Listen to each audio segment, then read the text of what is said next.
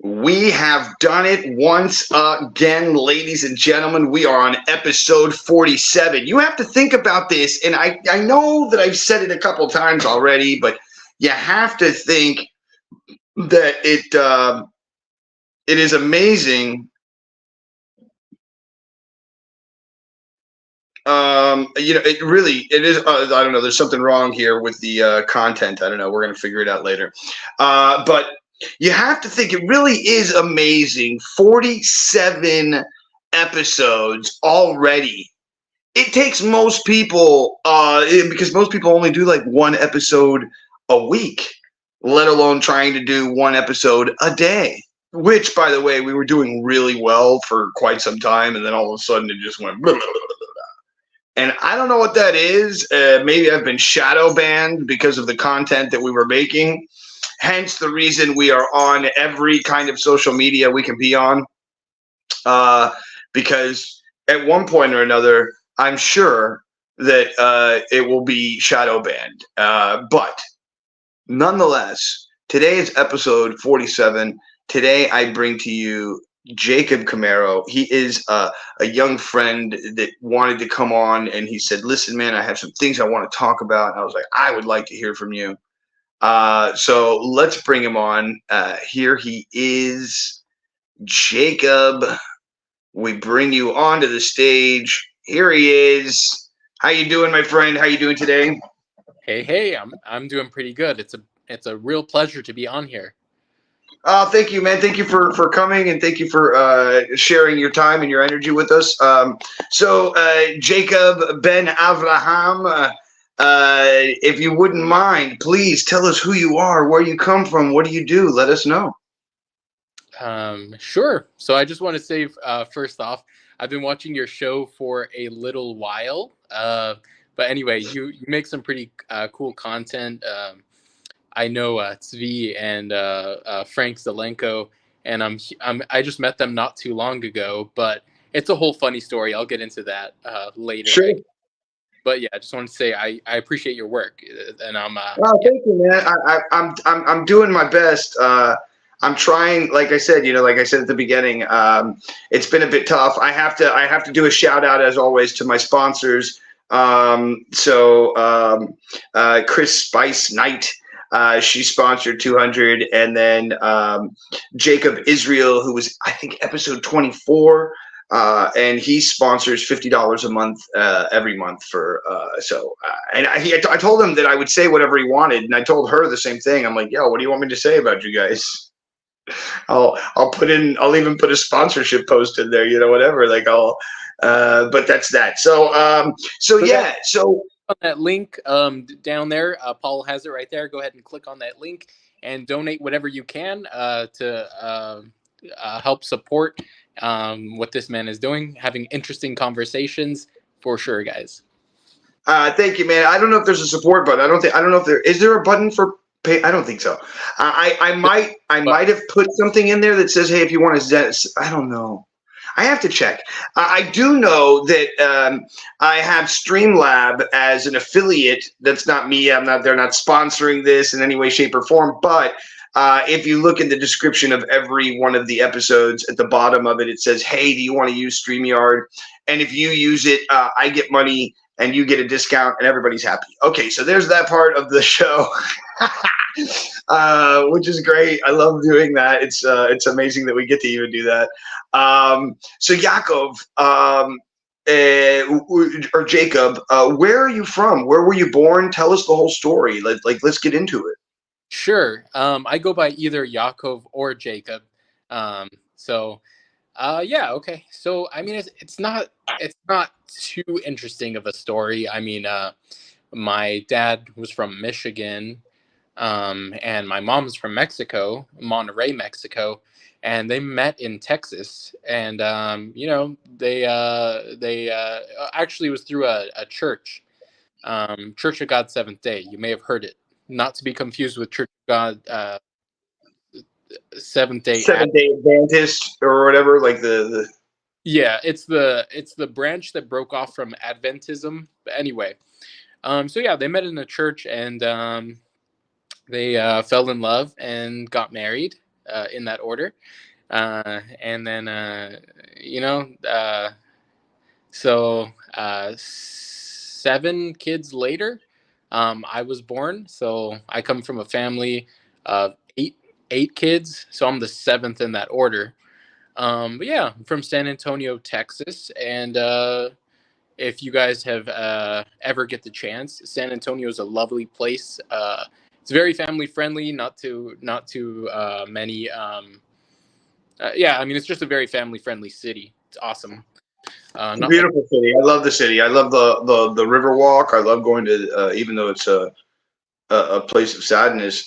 Getting to even get to go to the Alamo, that it's still there, is actually very cool. There's a lot of great street performers in that area as well. So you're born and raised there in San Antonio. You've been there your entire life. Up until I was 18 years old. That's when I met this nice lady. Her name is well, I don't have to say her name. Anyway, we got married, and that's when I moved to Florida.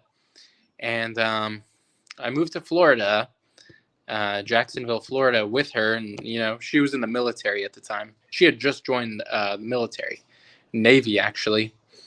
And yeah, so she was stationed in Florida. She had school, A school is what it's called, in San Antonio. San Antonio has like a lot of military bases and whatnot. Mm-hmm. So that's where she was doing her school. That's where I met her. And it was actually, a really funny story. We got to know each other for about a month, and then we decided to get married and whatnot. So, so wait, let's get back. No, I want to get into this because you're skipping over it, and I feel like there's so much more here. At the time, how old were you when you met her? So I was 18. Okay, so you were super young. Sorry, I was 17.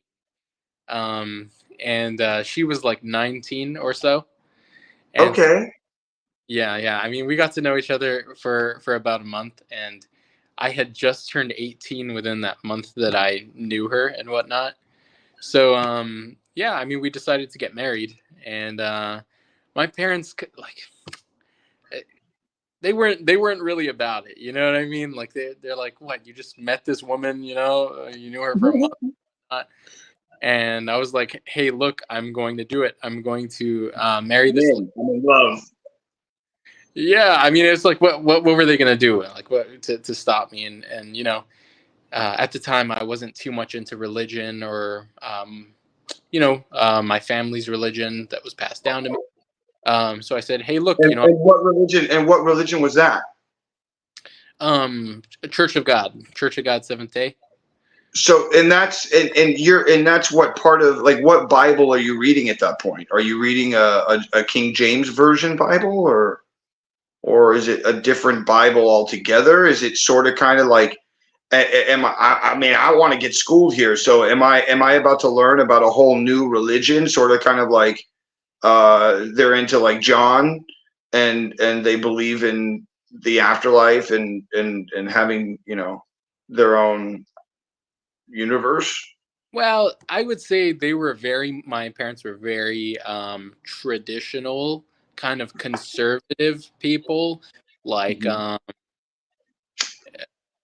but I guess they find more. I mean, it's kind of hard to say because it was a real traditional conservative type Church of God Seventh Day. They don't celebrate Easter or Christmas, which is kind of unique. Okay. King James Bible, old hymnals type thing. That's what I grew up with. And how weird is that, right? Like, how weird is that? That was what I meant by that was they're going by the King James Bible, but they're not really following the traditional version of things, in the sense that they're not following Easter or Christmas, like you said, like these mainstay holidays that you would think are the things that keep you going every year. You know what I mean? Like, yeah. I don't know, like in Judaism, I think of it that way. I think of it in Judaism, I think of a year as all of these different events that you're going to be involved with. That I guess it's the same as any other main religion, right? That has their own uh, uh, storyline or whatever else or ideology that keeps you going every year. So yeah, so what was that like, not having a Christmas and not having, but everybody else was having it around you? I don't know. I mean, I was raised in it, so I mean, I never really knew anything else. But it was kind of Yeah, weird. but you weren't going to like regular school. Sorry, I didn't mean to cut you off. You weren't going to like regular school. I myself was homeschooled, so Okay, so it what, was a what, full indoctrination of the ideology and the whole thing. what? Okay, well, I said it's a full indoctrination of the ideology of the world views. I've met kids who in Israel who have studied nothing but the Torah, have not studied any outside books, and will tell me in emphatically that the world is 4,000 some odd years old, and then that's it, And it's like, kind of no, sorry, I kind of disagree, I kind of disagree a lot. Well, I mean, I was that programming like like what we don't celebrate Christianity. I mean, I'm sorry, we don't celebrate Christianity. We don't celebrate Christmas. And then the answer is just kind of like, oh, we don't celebrate Christmas because that's just not what we do. Like that's not our tradition, or whatever. Mhm. So I mean, it Mhm. was weird, and I recognize that like growing up and stuff. Um, but anyway, all that to say, like my upbringing was very conservative by the book. You don't mess around and have fun or nothing like that. Sure. If you wanted to have a relationship, you should get married, and with the confines within the confines of that like religious structure, is how things should be done. Right, So right, yeah, when I met right. this Okay, girl. so as you're growing up, you said that when you were around 8 or 9, that's when you moved the first time, or No, I mean I lived in the same place from the time I was born all the way up until I right. turned 18. Um yeah. Um but so all that to say, it's like whenever I met this girl, um she probably wouldn't appreciate me saying her name publicly, or I don't know. But anyway, so whenever I met her, we decided to get married. And so whenever I told my parents that I was going to move away to Florida, where she was getting stationed to, she got orders to move to Florida and whatnot. I just kind of told them like that's what's going to happen. I'm going to do it. It's better than just running away and them just wondering like, oh, what happened to him? Sure, Because I sure. knew. Hey, mom, dad, I'm married. My wife is stationed now over here in Florida. I'm going with my wife. Yeah, I Makes mean, sense. they wouldn't approve of it. You know what I'm saying? I knew Well, it that. doesn't matter what they approve at that point. You're married, so at that point, it doesn't hit bop boop bop doesn't matter anymore, right? What matters is what you've chosen for yourself, and if you've chosen to get married, then you've chosen to support your partner in whatever form fashion there is. And so if she says, "Hey, we're moving to Florida," we're moving to Florida, mama. Like that's that. Yeah. Uh, yeah. Okay. So okay. Um. Uh. So you're now in. You moved to Florida, obviously. So now you're in Florida. What part of Florida are you in? Jacksonville. Okay. So how long did you stay there? What happens? Tell a story. What's going on? Yeah, sure. So, we start a life, and like I wasn't so much into religion at that point. I was like 18. Um, we attended church, like the church that I grew up with, Church of God Seventh Day. Was one of the branches they had there, and Mm-hmm. honestly, I wasn't too much into it. Um, I started having though like horrific night terror, sleep paralysis type of episodes. And I at the time I thought like I was like, okay, well, God doesn't want me to just go and just do whatever, party or just like be married and just like forget about him. So I was like, okay, well, maybe he wants me to like go to church because after So moving out. wait, hold on, Jacob. Hold on. Yeah, I just cut you off, and I didn't mean to, but you're telling me that you had night terrors, and you didn't. Maybe you didn't explain the stories that you were having within those night terrors, but something within those night terrors made you think that you should go see God. Well, the thing is, whenever you're raised, or at least for me, my experience is I was raised, going to church every Saturday and all that sort of stuff. Like, I wasn't really into it, but it's like everyone around me is into it. So, I mean, I'm just going to kind of go along with it. But whenever you move out, it's like you have your own place, you have your own life. It's like you have to decide what you're going to do. And for me, I was just like, I'm not into the whole religion thing. I'm not too much into it. And so I was like, I'm just gonna kind of like play video games, do whatever, you know what I mean? I don't really care too much about all of that. And so that was what I was experiencing in my life. And so I started having sleep paralysis, is what they call it. Yeah, yeah. Go ahead. Go ahead. Sure, like having sleep paralysis, and basically, for those who don't know what that is, it's like you can look it up on Google, Wikipedia, or whatever. But basically, it's where you're paralyzed, and so like you're awake like to a degree, but you can't move your body at all. That was the strangest sensation for me, like ever. And it's like some people report hearing demons or seeing demons, that sort of thing. But all I knew I didn't see any demons or I didn't hear any demons, but I felt like there was some type of presence that was there, like some type of demonic presence. And I remember being scared for my life. You know what I mean?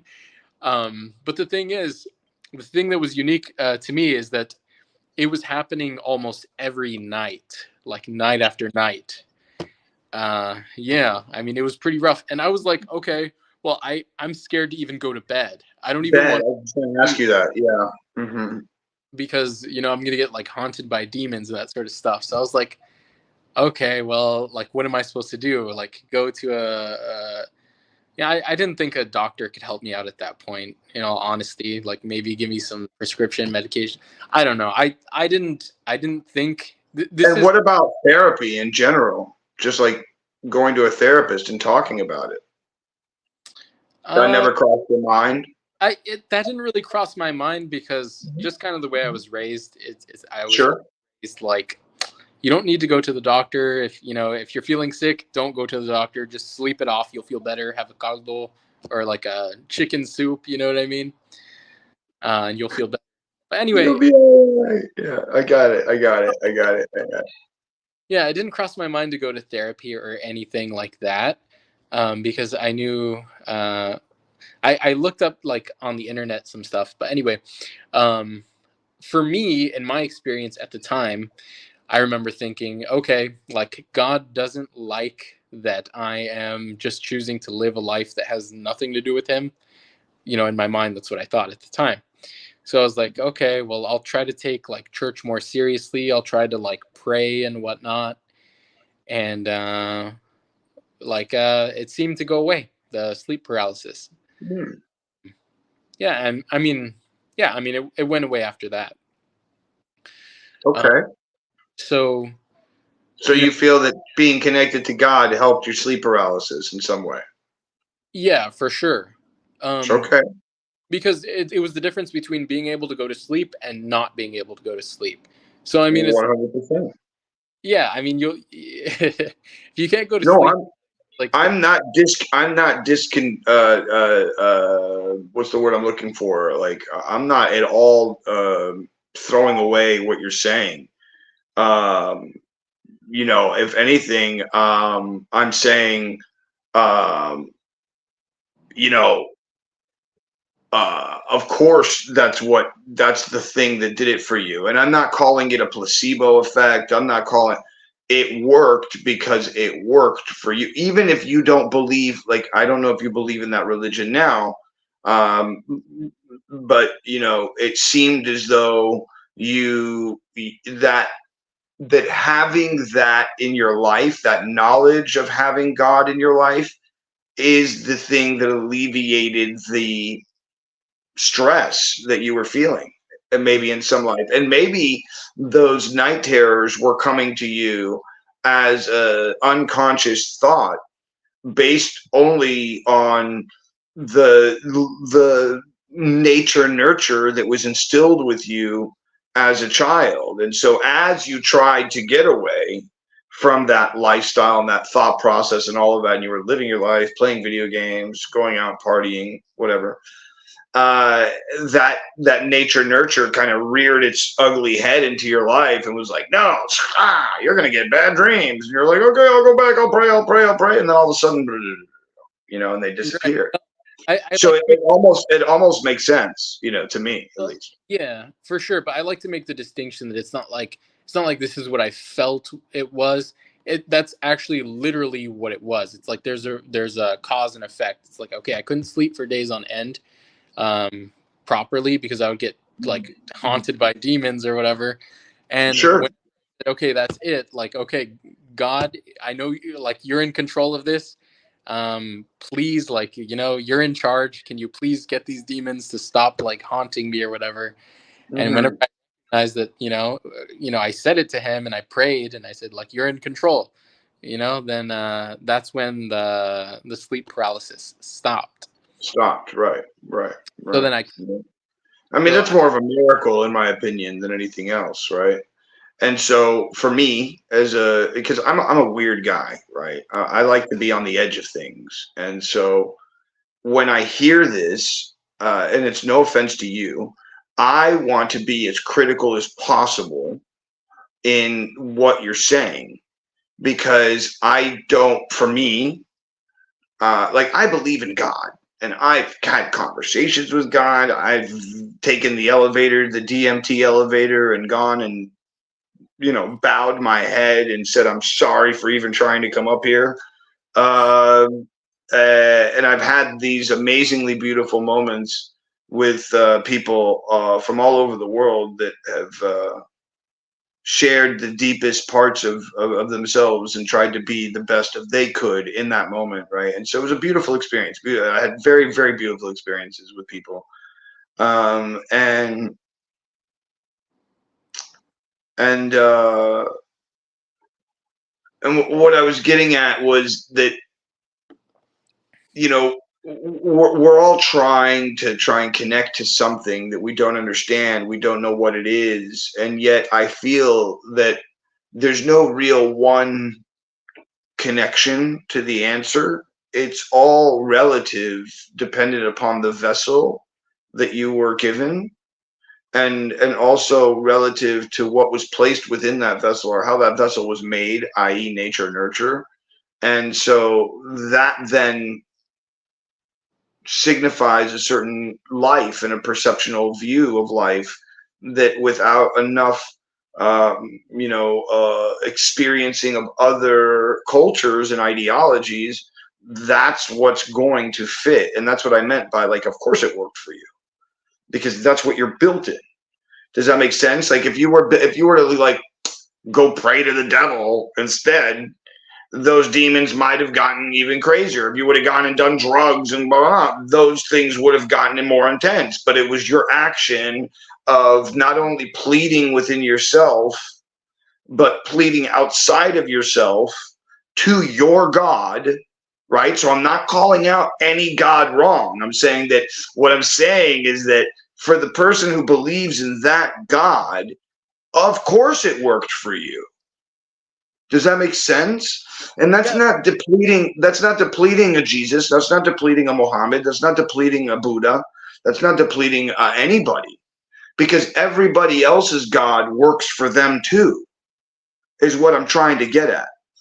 sure. You see what you do? So what I'm saying. So what I'm saying is that, of course, it worked. I would expect that when you put an effort out in life, you get a certain reaction in life, but also based on the chemicals that are inside of those things. So there may be chemicals that people put inside of your, your thing, and it just doesn't work because A, you're either immune to it, or B, you don't even recognize it. Does that make sense? And so it doesn't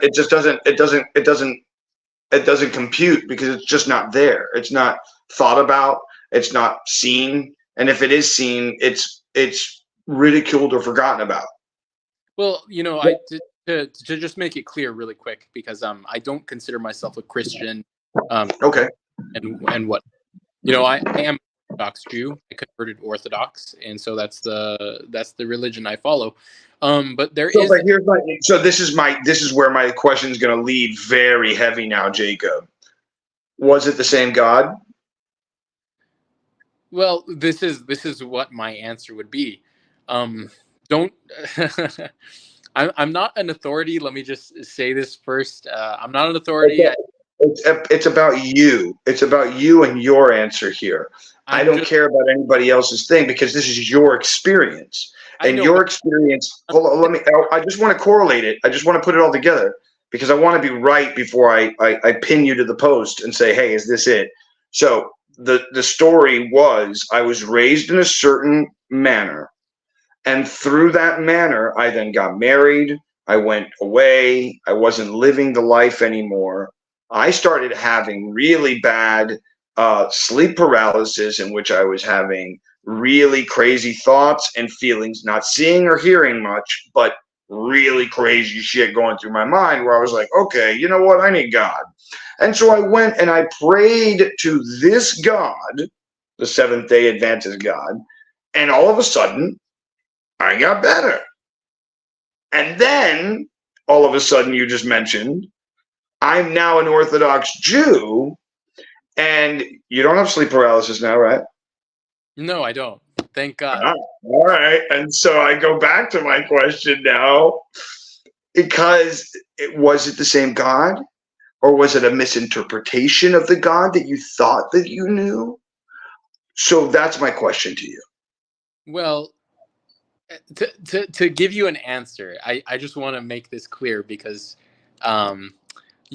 within Judaism, there is a verse that explains that even the people that call to God by, like an idol or whatever, Hashem will still answer to them because he knows that that's what they know at the time.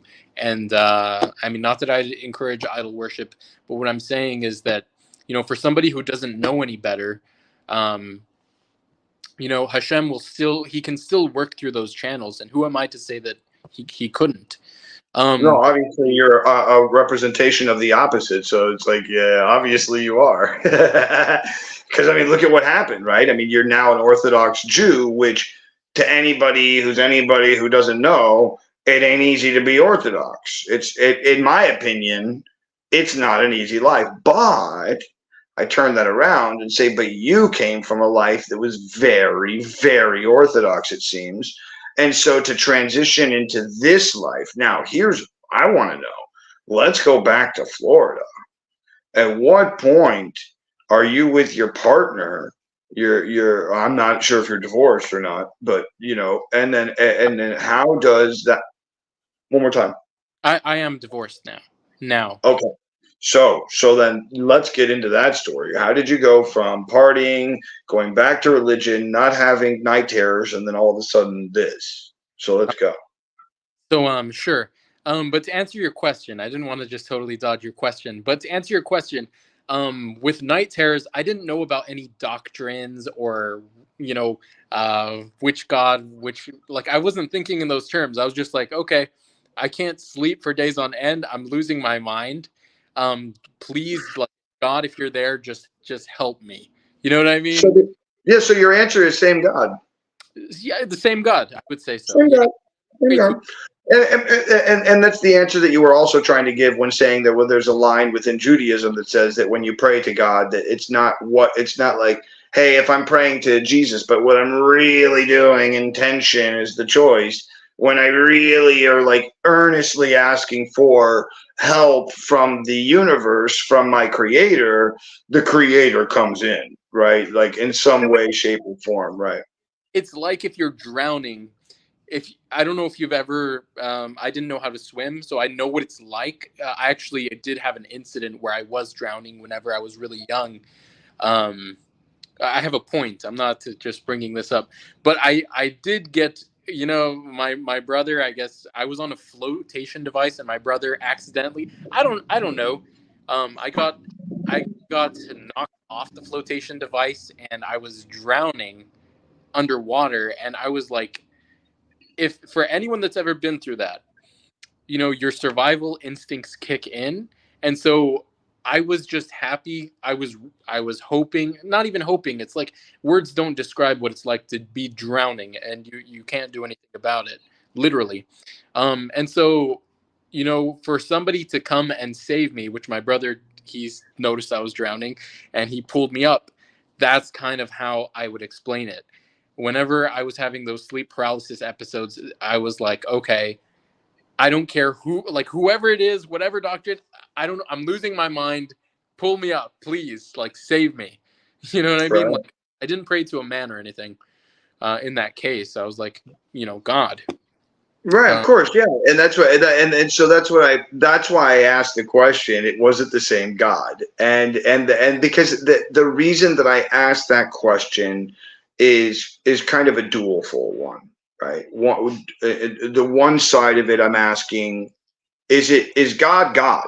God is God is God is God is God, and then the other one is, uh, you know, understanding that our relationship to our creator is our own, and when we try, we are very relationship driven animal, the way that we are created, and we need community.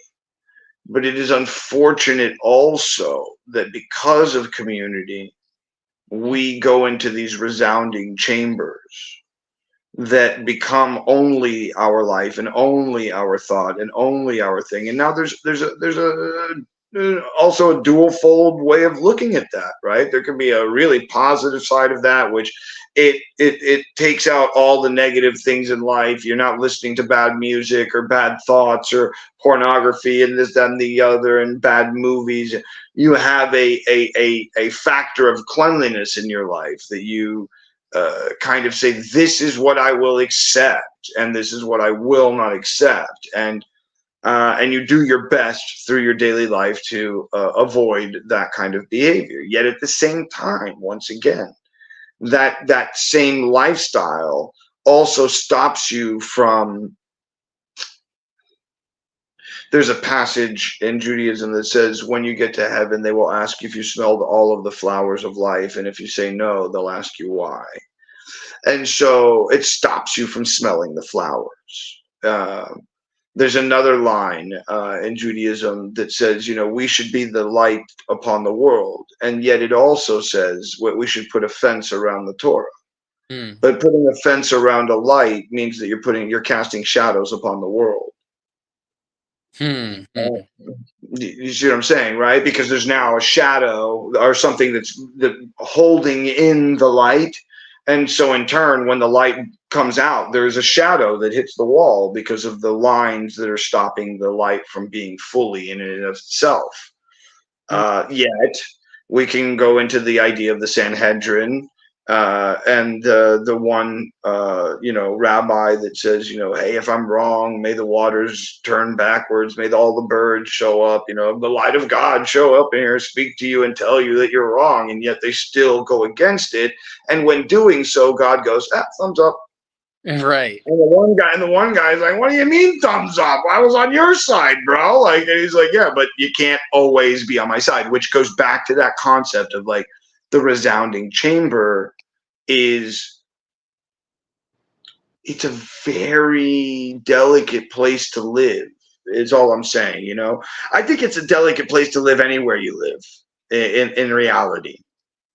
when you're open enough to have open perception to the world and the ideas and thoughts. And I mean, there's things that are happening right now, for instance, in the world, not just in Palestine, not just in Israel, which of course is horrific. And of course, I just talked about it yesterday. I don't know if you saw yesterday's show, but I talked about a man who he says, I took down the sign because my kid was scared that they're looking at us as terrorists.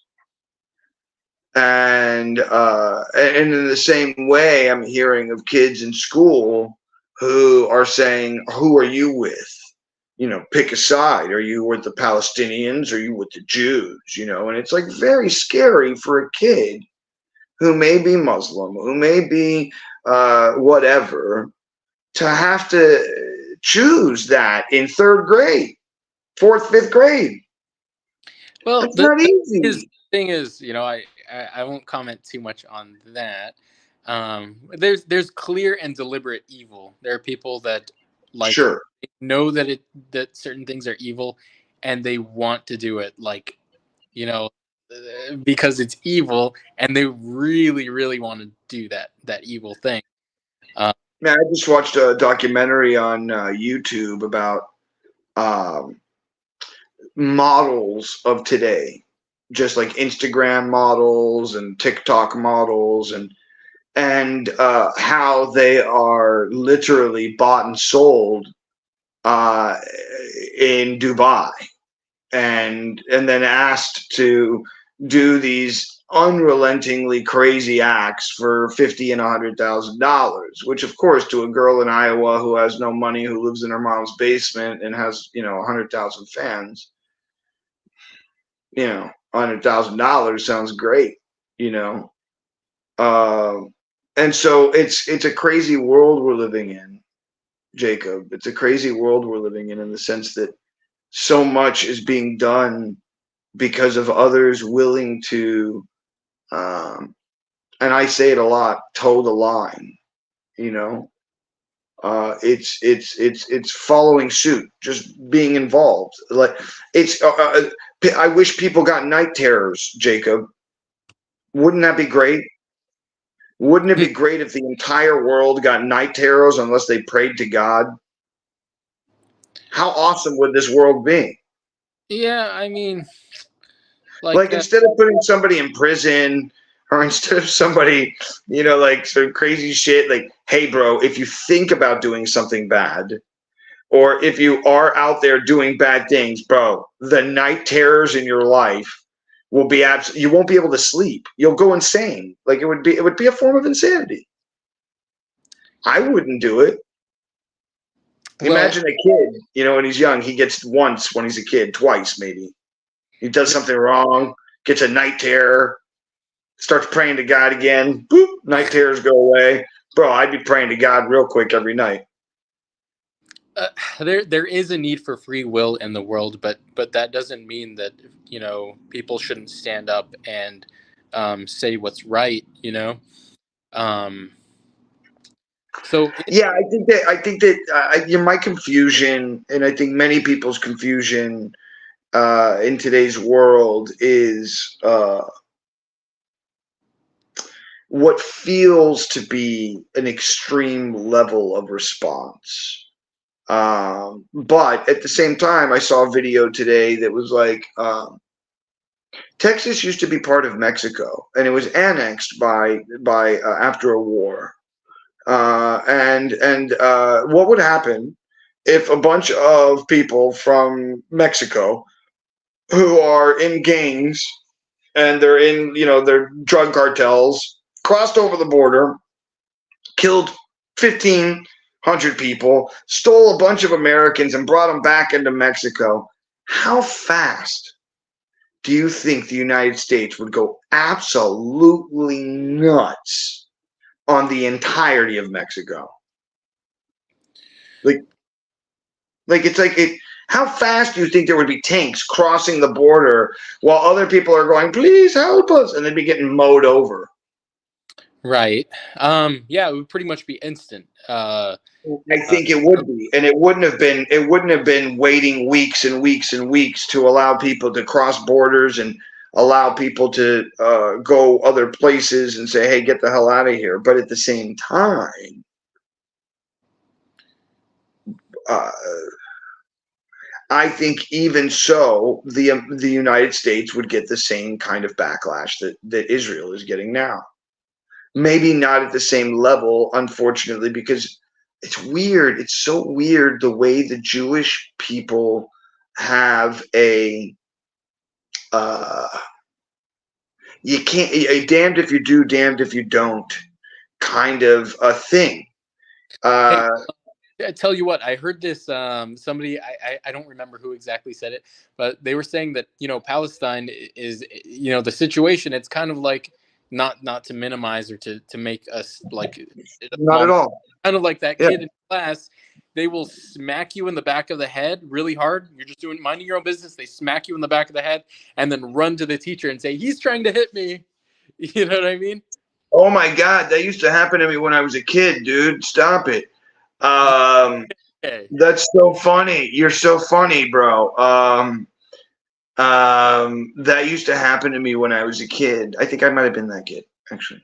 You were the kid that slapped. No. I listen. I've had both sides. I've been on both sides of the coin for sure.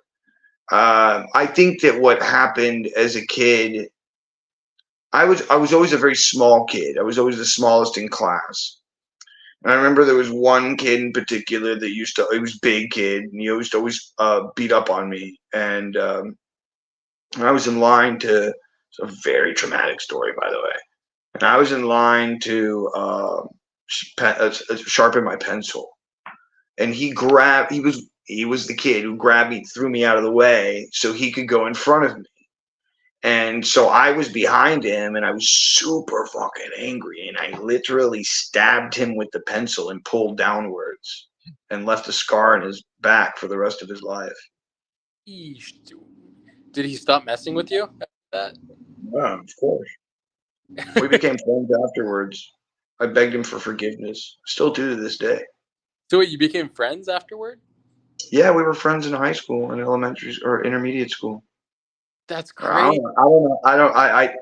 don't know how he forgave me or if he did or he didn't. But the point is that I'm still to this day absolutely pained by the story. I think about it all the time. Like, I talked about it now. This is something that happened when I was in third grade, for God's sakes. I was like, yeah, come on. So the fact that I even think about it, that it's an absolute moment in my life where something that I've tried to control for much of my life, which is these almost suicidal tendencies, if I want to call it like a song, like a band name or something, but these very psychotic ideology thought processes that have gone through my head, and I think a lot of people think them, but nobody acts on them. And I unfortunately in my life have acted upon them a couple times. There was another story when I was. Wait, so are you still friends with him now? No, I mean I still know his name, and we might be friends on Facebook, but I doubt it. And he married, had good family, and the whole deal. He's doing, from what I understand, does quite well. He's good, he's living his life. It didn't fuck with him. I think it might have fucked with him for some years, but after that, I don't think that. Okay, well, that sounds like that sounds really traumatic and awful, but that was cool that you became friends at least, Well, I mean, look, man, I think even let me see. The second story that I have, I never saw the kid again, which was another traumatic story in the sense that I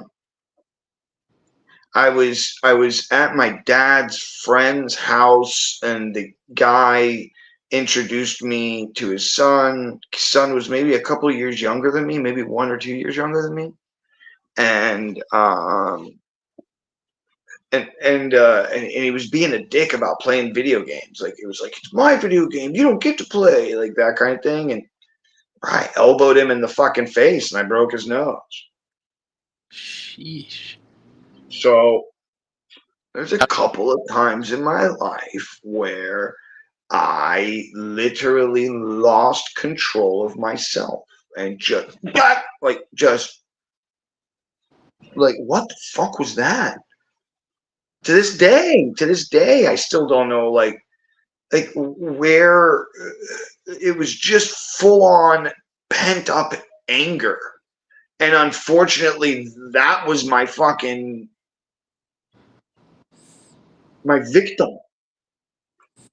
if you will. It's horrible, Jacob, to have even that in my life, let alone I can think of somebody who went to war for an unjust cause, what they must feel in their life.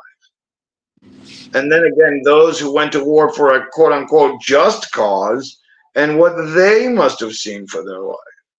So it's like, when I see what I'm seeing today on television, first of all, it's one of the first times in human history that we're allowing the carnage of war to be seen the way that we're being shown. I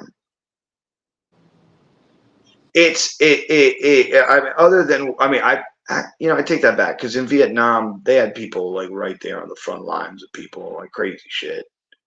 But what we're seeing, the aftermath of what we're seeing is. I need to say this though. From what I understand, the reason that the world was made is for the sake of the righteous. So, okay, well, what does that mean? In the Bible, we have Noah, right? He told Noah to build an ark, but the important point is that Noah found favor in God's eyes. So, But he only found favor in God's eyes because he was the best of his time, which was not the greatest of his time. Okay, yeah. Maybe he wasn't a huge tzaddik. There is that explanation that comes to say that. And once again, I like to be critical, bro. I'm just trying to be critical about life and about everything that's being said, and that's not me trying to be disrespectful. I'm just being honest about I'm recognizing explanation. It says that Noah was righteous in his generation because, in comparison to everybody else, like he was righteous, for what was at the time. But basically, the thing that really ticked God off, it wasn't that people were being gay and partaking in those types of relations, even though God doesn't like that, but the point that broke the I guess you could say the straw that broke the camel's back is that now they started making laws to write, as Rabbi Mendel Kessin says, ketubas. So not only are they what saying, is a ketubah, Jacob? What is a ketubah? Ketubah is like a marriage document within Judaism. Okay. So the distinguishing point here is not that these people were committing the sin of, sexual immorality and all that sort of stuff, but they mandated it into the government.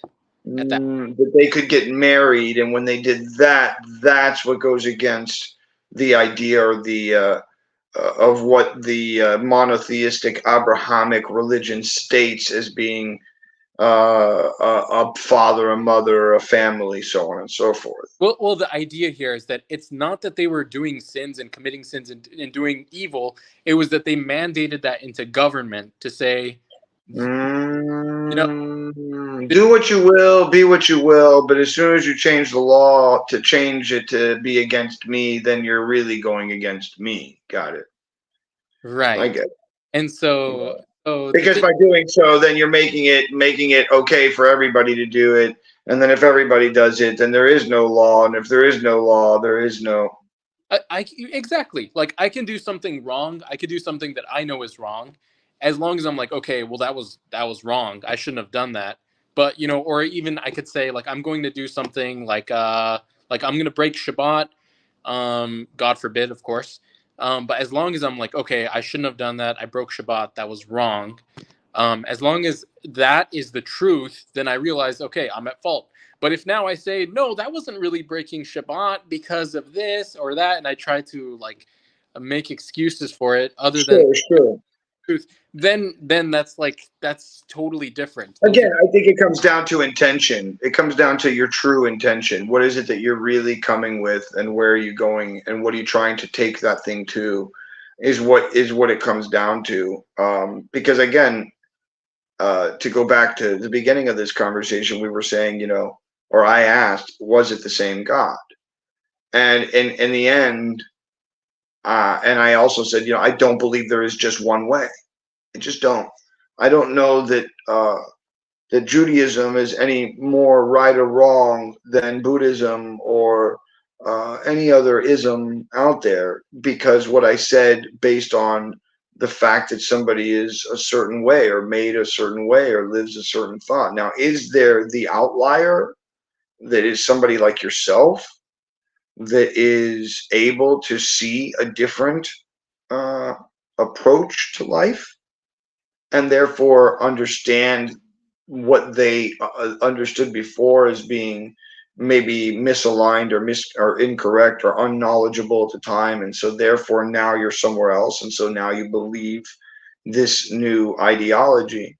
That's very rare, Jacob. You're a rarity in the world.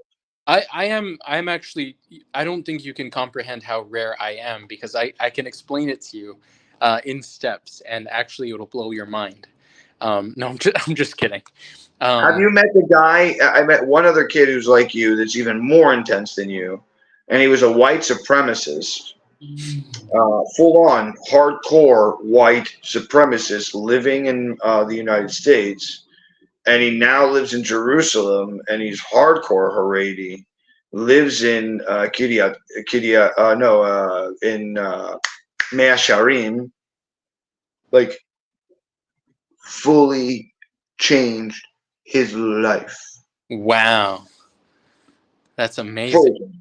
Yeah. Okay. So I can only mention that once or twice though. So like this is what I was saying earlier when I was not trying to be disrespectful to you in any way, shape, or form when I said, of course it worked for you, because I feel like a lot of what happened to you from a psychological, hypnotic, neurolinguistic programming level was, I was raised a certain way. I went against my parents, strike one. I moved away, strike two. I stopped being religious, strike three. I started having bad dreams. Fuck yeah, you did. Fuck yeah, you did. Because you didn't implement something that would be covering up the other thing. Maybe you didn't turn to drugs. Maybe you didn't turn to another sport or something that took up the time and the energy of what that thing was. And so since that was empty, it filled itself with a lot of hatred towards you, your own unconscious hatred. And that kept you up at night. Since then, I've had like sleep paralysis. I mean, it's not a regular thing, but I've had it since then. And now it's a little bit different, because you can, especially if you interface, I guess, a little bit more with your consciousness, you can kind of figure out there are mechanisms behind how these things work. And that's a different level. So that's my question. So that now that you do have sleep paralysis every once in a while, this is a great conversation, by the way. Thank you. Because you do have sleep paralysis every once in a while, do you feel at times that maybe it's because you're not being religious enough? And then you go back, like, did you go back to that old playbook and then use that? Okay, no problem. I'm going to go, I'll do Shabbat better, or I'll do this better, or whatever. And then they go away? Well, no, I don't really look at it the same way anymore. I mean, you can ascribe all sorts of meaning to incidents that take place and whatnot, for sure. But what I make of it now, I mean, it's like, you have you ever had lucid dreams before? I've had sleep paralysis, man. I've had sleep paralysis, and I've had hardcore amounts of hallucination during my sleep paralysis. But have you lucid dreams before, like where basically what that means? I've had lucid dreams as well, where I wake up, walk around, do whatever I want. Yeah, so here's the story. I'll give you my story really quickly.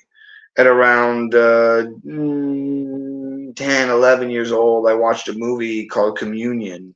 And it's about a guy who ends up meeting aliens, and he gets to meet them, and they end up having conversation. He writes a bestseller. It becomes a book, and da, da, da.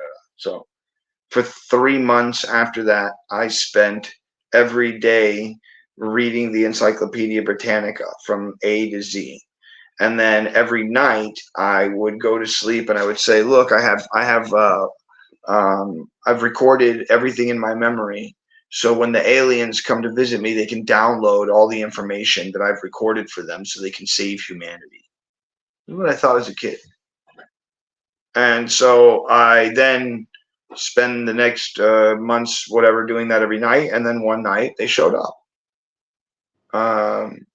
And I continued to have nightmares and sleep paralysis. My sleep paralysis was really weird. I had this thing where I was, when I any type of movement made me feel as though I was being shocked, like with electricity, but not like a electric outside shock, but an internal body, and it was very intense. And then the other thing that was very weird for me was I saw a blue and green see-through energy field that was enveloping my entire body, and I was inside of it. And I couldn't move. And anytime, once again, that I tried to move, I would get electrocuted. So that was my and then outside of that, I would see these beings, and then they would touch me, or they would do this, that, or the other, and whatever. Hopefully, they're wrong places or anything. I never, to give you full, like, no, to give you full thing, like the only time I remember any kind of weird touching or cutting or anything was two places. The main one that I remember the most is in my back, and they went down the entirety of they went down the sides on the two sides of where I would have like angel wings, if you will. They would have come out. They cut there and there for some reason. And then the other thing that they did was they put a needle into my leg. And ever since then, I've always had some kind of weird black thing in my leg. Yeah, and I've always had issues with my shoulders. I've always had like this one's up and this one just weird. I don't know. But yeah. Those are, I mean, and that went on for like a 3-month period for me. So it was as a kid, like 11, 12 years old, 10, 11, 12 years old, it was really quite traumatic for me. I remember being a very I remember moving rooms because it was so scary to even sleep in the other room anymore. Okay. Well, that's definitely some interesting stuff. But what you seem to be implying is that you had. I definitely feel, yeah, Jacob, without a doubt. Hold on. I'm saying I feel it was psychosomatic, 100%. So hold on, psychosomatic. All right. So in other words, what happened and I kind of described it to you. That means, well, hold on. So you're saying you could feel it like physically then, like in your body. Like, I thought you were talking about yourself. For me, yeah. Yeah, for sure. I had full on what's called visual and kinesthetic hallucinations. Full on. Like, if there's 100%, I was at 110. Like, I was at 11, and I fully immersed in it, fully saw it, was no longer in my room, was in some other place, was being touched by, like, very intense. So, do you know? Okay, well, first, before we move on, I just thought it was important to say, because we kind of got sidetracked a little bit there. But you were talking about a bunch of different religions, like Hinduism, and people experience different things. But I just wanted to say that the most important thing is that, people can keep the 7 Noahide laws. And what that is, type into Google, it'll be in the Wikipedia. It's the 7 laws of Noah. These are 7 things that everybody is required to do. And you can keep your own religion. If your religion includes murdering people, then you probably can't be a part of that religion. Right. But that's a baseline for all humanity. So that's something that I should say. Yeah, I think that's the same thing that the Freemasons run with, is the 7 Noahide laws that you have to have. No, just to let you know that. No, I know. I know you didn't know that. I'm just letting you know. Yeah, they say that they will accept anybody within the Freemasonry as long as they have a monotheistic God in their hearts when they join. And that in and of itself hits the Noahide laws almost immediately, because there's only 3 major religions that follow. I'm not an expert in Freemasonry, but I don't necessarily think that that's what they hold. The 7 Noahide laws, is that what they actually? So yeah. So one of the when I say the 7 Noahide laws, I'm agreeing with you that there's certain things that you're supposed to do within this world that allows you to be in favor of God. And once again, I'll look them up now, but yeah, I believe that all monotheistic religions hit the 7 Noahide laws. And so by exempt alone, when you want to become a Freemason, you have to have a monotheistic God, and so therefore they only accept you if you have those things within you. Okay. Well, within this context that we're talking about, I think Hinduism's cool. I think Buddhism is cool. Each of these religions is very unique to contribute, for sure. 100%. Murdering. There's some strands of Hinduism where, like I won't get into it too much, but when you get away from the 7 Noahide laws, then it's what can I really say about that? Right, of course. No, I mean, like I'm gonna read them here. I think I got they're really not that hard. Do not worship idols. Do not curse God. Do not commit murder. Do not commit adultery or sexual immorality. Do not steal. Do not eat flesh torn from a living animal. And to establish courts of justice. It's pretty simple. Right.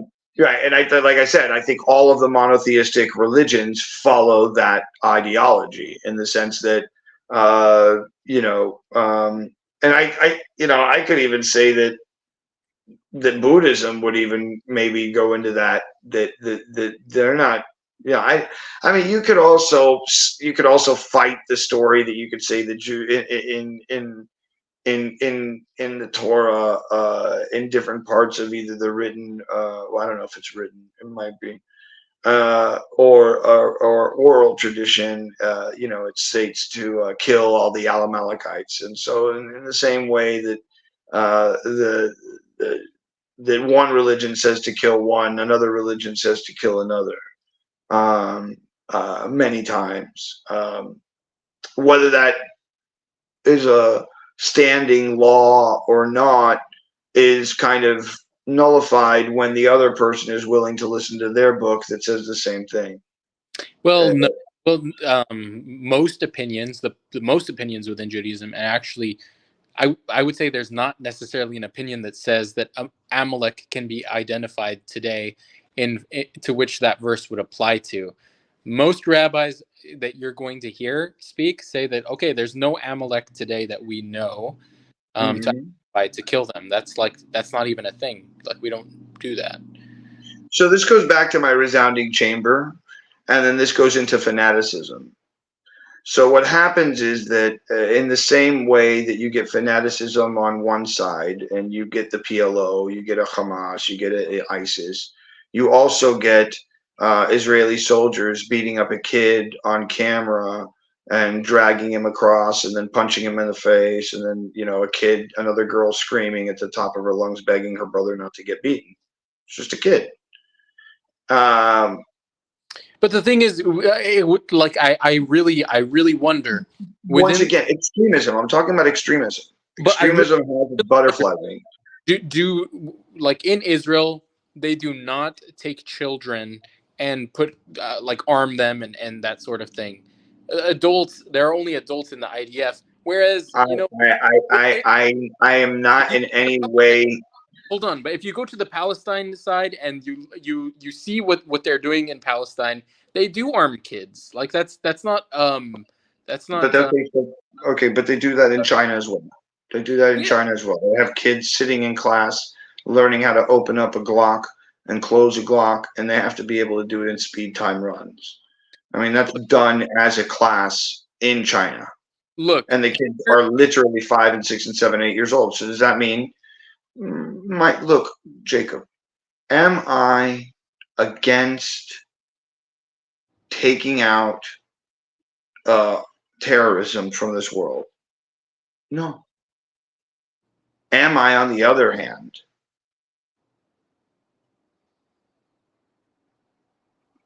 willing to kill mothers and children and whatever? I mean, it's such a collateral look, damage. take a It's look, such collateral damage, Jacob. but just To I listen though. mean, it's insanity, dude. It's Hold on, insanity. I have a point here. You Yeah. have our friend Zvi. You know him, right? Zvi Lifshitz. He Yeah. shared this is, and you can go take a look at his channel. He shared the networks that they have for the children in Palestine. This is Oh no, not it's like horrible. on Oh no, my it's horrible. the It's horrible, Jacob. the TV show that they have for children. It you could watch this video and really we should play it here. But it teaches the children. It glorifies killing Jews and like having hatred toward Jews. I don't remember word for word exactly what the kids programs are saying, but that's what these kids are being taught from an early Right. age. So now the question we have to ask ourselves, Jacob, is this: the real question here. Okay, from what I look at, I like to look at things from a macro point of view. Who's paying what? Where's the money coming from? From what side? And then also, who's manipulating who based on that money? And why are they being manipulated?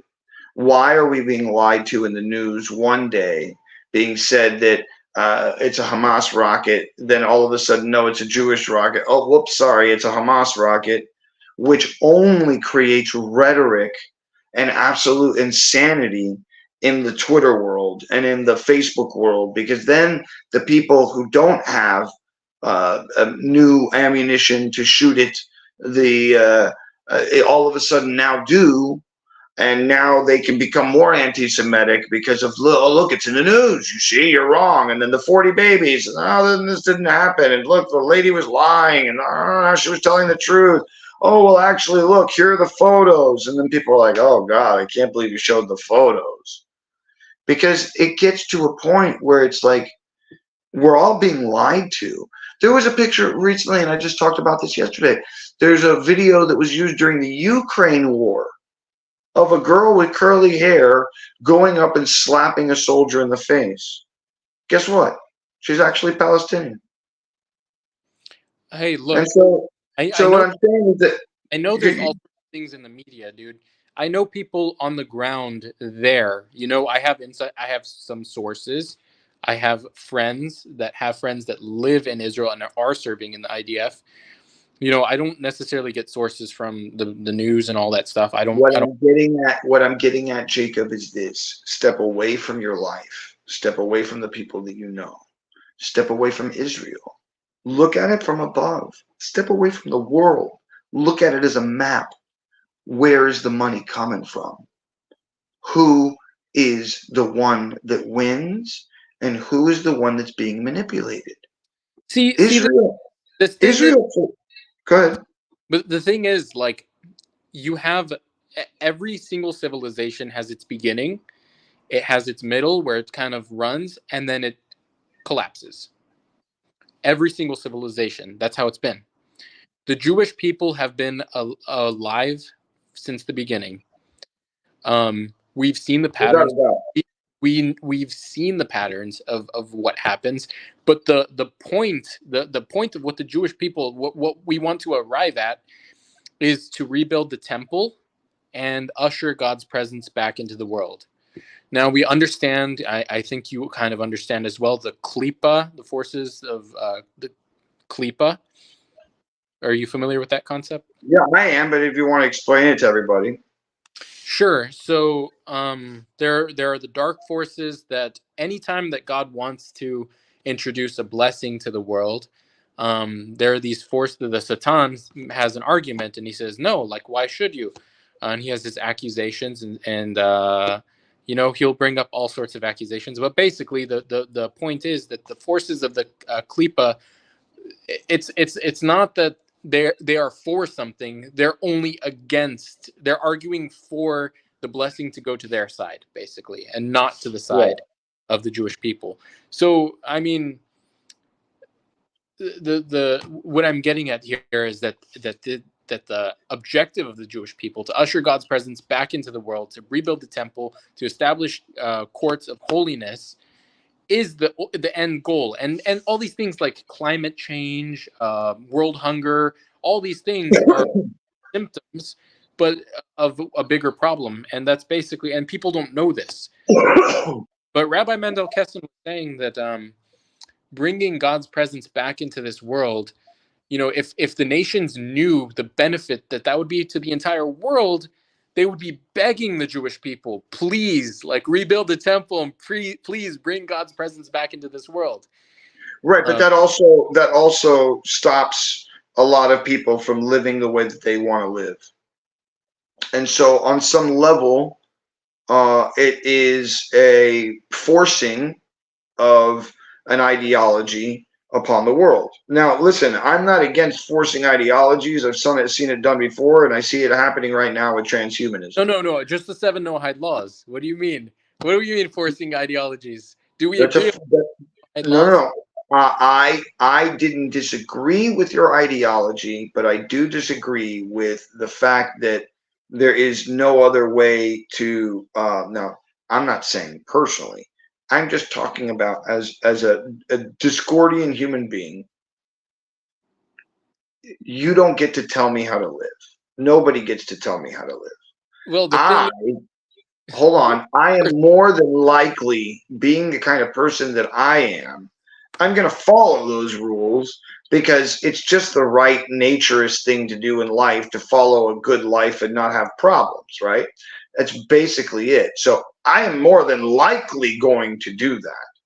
But when there is a culture, a race, or a people of any type that tell me what to do, I immediately tell you to go fuck yourself. And that's not you. You have to understand. I'm not talking about you. I'm talking about the ideology. But I'm telling you, Paul, I'm the same way. I'm exactly the same way. If somebody wants to tell me why I should or shouldn't do that because of this, and because we don't do here, we just don't do things like that. No, I do things how I want to do them.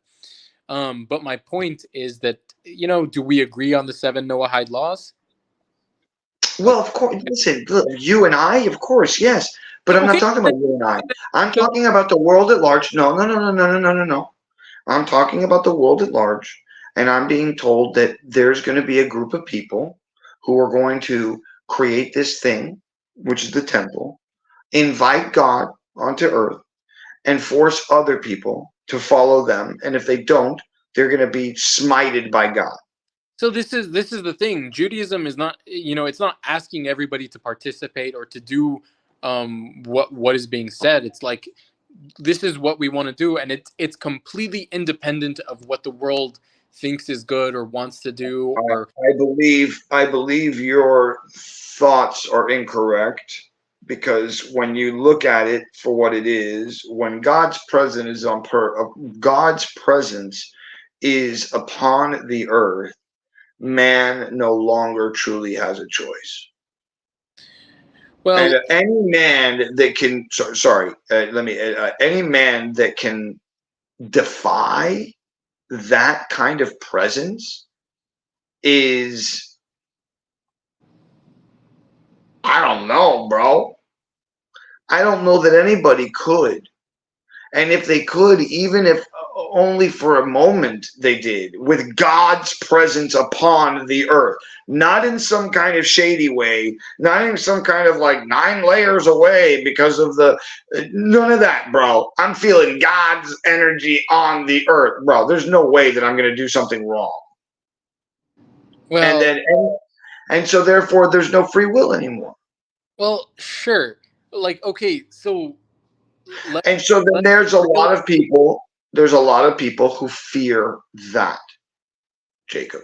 But okay, let me just reel it back. I am not saying that the Jewish people should command the entire world, and like it would be like if I go, to the wilderness, I build a house, and that's my house, and I'm not asking the world to come into my house, and like I'm not requiring anything. No, but what happens when you do build your house? But what happens when you do build your house is unlike any other house building upon the planet. It's not the same as if when I build my house out of wood and I go inside and I go to sleep and I come back outside, drive my car and go to work. No, when you build your house, God's presence comes back to the planet, bro. And so therefore, the world changes dramatically and quickly. You are either with the story or without the story at that point. And then that is what the people fear. You have to, nobody likes change, Jacob. I'm on your side, by the way. I'm on your side. I'm just telling you, this is what's happening. This is what we are seeing today, is the antithesis of what we're talking about right now. Are you on the side of those who want to rape, murder, cheat, and steal? Or are you on the side of people who want to give, love, share, and grow? Which one? Which one? And now, are these people willing to stand up and pick up a gun or a knife or whatever the fuck to be able to defend the fact that they want to be able to be good people? Yeah, dude. That's an unfortunate fucking world that we live in. I mean, An unfortunate. I could. Go ahead. There's the archetype. I like to deal with archetypes. Basically, you have Moshe Rabbeinu, who was saying there's an interesting distinction being made here. He said, this is at the scene of the golden calf when the children of Israel, were worshiping the golden calf, and they were all getting into it. Moshe Rabbeinu, and this idea is brought down by Rabbi Mendel Kessin, by the way. He said, okay, so he comes down and he says, look, for those that are for God, come to me, come to my side, and those that are not, like, go on that side.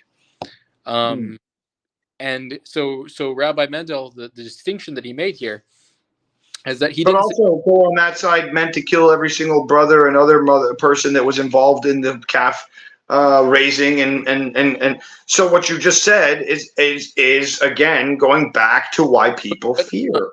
There's a distinction here. Rabbi was saying, he didn't say those who were worshiping the golden calf get on that side. He said those who are for God come to my side. So like he didn't say whoever was doing whatever is irrelevant. The point being made is now choose right now which side you're going to be on. Okay, and so what I'm just going to retort. I'm not going to be disrespectful. I personally choose the side of God. When I'm on that side, we're chilling, we're all having high fives, and whoops, those guys fucked up. Okay, got it. I'm with it. But to a person who maybe has not lived, to the same 600,000 Jews whose souls had to be put back into their bodies not once, not twice, but 3 times, and they were fucking Jews, so they were fucking chosen. So what I'm saying is, it's very hard for those who are not touched, connected, knowledgeable, learned, whatever you want to say about them, to be condemned because they didn't choose something they thought they were choosing which was right. And I do not believe that my God does that. At the core level of my God, all that are created return. Period. Well, I love what Rav Dror was saying. He was saying like if for somebody who's like doing immediate harm or like somebody who's like gonna kill you, you know, they're like barbarians. Okay, well, like let's get them locked up, you know, first, and then see if we can help them. You know what I'm Yeah, saying? but no, listen, I'm not against it. Once again, we're having a very hard conversation, Jacob. And the conversation that we're having is, when is enough? How much of the destruction of the area in which is called Gaza, or the area that is called the West Bank, at what point is enough okay? At what point do you say, hey, this is your land, but oh, by the way, there's settlers now? Oh, hey, here you can have electricity and water, but if you do anything that we don't like, we're going to stop you from having that. And when you try to build your own, we're going to stop you from doing that. It's very hard for some people who are somewhat not involved to, how long do you allow that to happen? There, on some level, there is an occupation that's happening. On some level, there are people who feel, whether it's real or not, once again, in the same way that one God is the same as the other God. That's feelings, bro. No offense. That's your perceptual value at a certain time in your life, but it was the same thing that you were trying to connect to. A fish swimming in the water. It's the same thing, dude. So what I'm trying to get at here is that in the same way that these people feel as though they're being terrorized and killed, so have these people for 4,000 years, 5,000 years, since the precipice of fucking time and space. We were chosen to be bearers of light, which is not an easy task. And so, but in doing so, once again, anything you do, you're fucked if you do, you're fucked if you don't. It's just the way it's going to be for us. We have no choice in that. But there is a feeling as though the same money that is pushing this side of negativity is also pushing this side of quote unquote positivity. And this side seems to be looking a lot like that side. And then it starts to make me fear who and what we could become out of fear of not wanting to lose the land of Israel. And that becomes scary in the future. Really scary. Where Israel becomes its own China. In what way do you mean that? Like, in the sense that every single getting into Israel is going to be somewhat like being in a credit score system while living there. And that the only way to be there and be involved in that world is to live within a credit system that the oligarchy allows you to live within. Oh, you want to be a Muslim and you want to be this and you want to be that? Okay, fine. You can come to Jerusalem. You can come to Israel. You can come to. Do you have your papers? It's like, what the fuck? Did you just say the fucking same fucking words that were given to you in 1940 something? Because people were pieces of shit. And do you understand that the same ideology has somehow or another branched into this ideology? And so there's the reason why there's so many people right now that are against Netanyahu, that are starting to now speak out against the supposed injustice. Now, I'm only being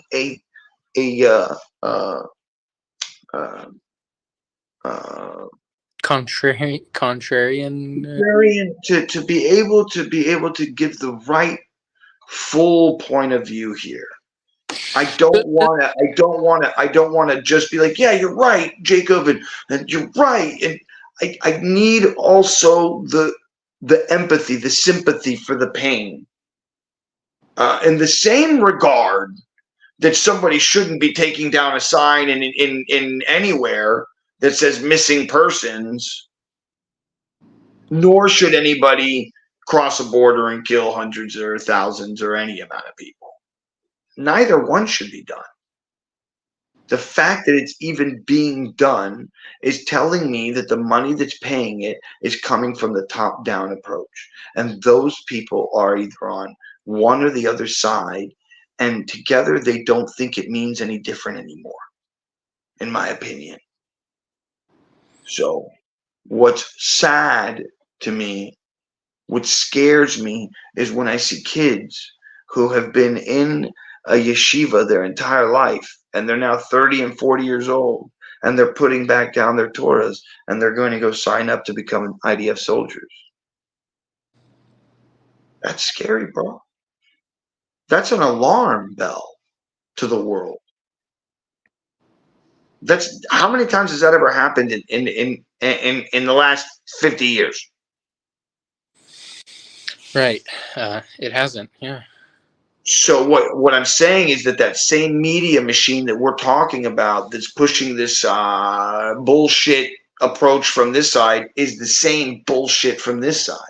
No matter which side we want to take it from, whether I'm watching it from Al Jazeera or I-24 News or Fox or CNN or anything, they're all corporate mongoloids. And they're getting us to fight over their power and authority over us.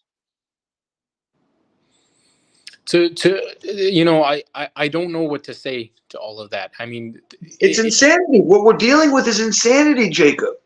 There's a part of it that is, we have to complete the book, right? Like we have to fulfill the book. Won't you help to sing? It's a truism. In the same thing that I was saying at the beginning of this conversation is, of course, it worked for you. In the same way of course, we have to complete the book. Why? Because it's all any human being has ever known throughout the history of time. It's the only story that has stayed consistent. And why? Through a top-down money approach of those who wanted to conquer the world. From the Spanish, who conquered by putting down flags in the world, and then the rest of the world followed suit. Oh, that's your place? Oh, cool. We're going to take over here, and I'm going to do it too. Here's our flag. Hey, so check this out. Unlike a Mongolian approach, which was just like, we're going to just take and steal and kill and murder no matter what. I want to see what you think about this. So there was this one evil king, and this is known about within Jewish literature, that there was this one king, I forget exactly his name, it's an idea, but it was saying that he would go, throughout the city to whenever there was a couple getting married, he would go to the marriages there and then get the woman to be married. The wife pregnant, sure. Before the husband didn't even have a choice. Yeah, sure. This is actually, it's not a fake thing. It's where the word, and I don't want to, it doesn't matter, fuck, where the word fuck comes from, is actually, it's called fornication under the king's consent. Right. And this but the under consent of the king, actually. So what it was a way for the king to have a lineage longer than anybody else's. Look, sure, but the the psychological thing is, look, he could have. Why didn't the king go and grab that lady before the marriage? You know what I'm saying? Like, he didn't want the lady before she was getting married. He wanted her. He wanted lineage. I said it. He wanted lineage. No, it's not lineage. It's not lineage at all. It's 100%. He wants children that he is the owner of. Period. No. This is the I'm not disagreeing with you. I'm not disagreeing with you because okay, fine, that's what it is. But also. Oh, I hear what you're saying. It's a form of dominance. 100%. not just dominance, but it's taking Well, like the apple of somebody's eye, is what I'm saying. Like you're making a ceremony, it's a marriage, it's like a whole ordeal, everyone's family is there, and like, you know, there's an organization that goes into it, the dress, and it's all beautiful. Okay, so let me walk in and take that object of importance and have my way with it first, and right. then do you get what I'm Makes saying? sense from the side of the king. As far as the king is concerned, from his point of view, it's a blessing. I'm blessing you by fucking your wife. I'm the king. I own the land you live on. I have the ability to go kill that guy right now. And they'll do it. And everybody else will cheer, even at the wedding. And if they don't, I'll kill everybody at the wedding. Because I'm the king. Look. Have you watched? It's a mentality process that's fucked up. But nonetheless, it's his mentality. Let me get further into this because, like, have you watched the Matrix movie, the third one? Of course. Okay. Do you remember when the Merovingian is explaining? He's like explaining how like the like perception, the Matrix, the constructs of how it works, and it like has some visuals of a woman eating a slice of pie, and then she's like has some explicit Moment from it. For sure. like, having an orgasm basically. From eating the pie and whatnot. And so he's like this sophisticated, you know, like individual, and he can explain away like existence and everything. But, you know, there's this part in the movie where they I forget exactly, you can remind me. They're trying to get the key maker. And so what it comes down to is the Merovingian, but his wife or whatever, partner, she double crosses him because she wants Neo to kiss her. And do you remember this scene? Of course. Like They're in the bathroom. No. It's at the standoff whenever there's like they're all aiming the guns at each other, and it's like I believe they're in a bathroom at that moment. And she says to him, "Give me a kiss." She kisses her, and she says, "No, I really want a real kiss, and I want you to do it in front of and I want you to do it in front of this woman. Do it like kiss me like you're kissing her." Now that's the difference. Whereas in what we're talking about in one thing is not the other. I don't believe the king didn't go in there to say, "Kiss me like you kiss your husband." I know what I'm talking about. I'm sorry. I just have to be clear. God Himself looks at Adam, the first man, Adam, as the apple of his eye.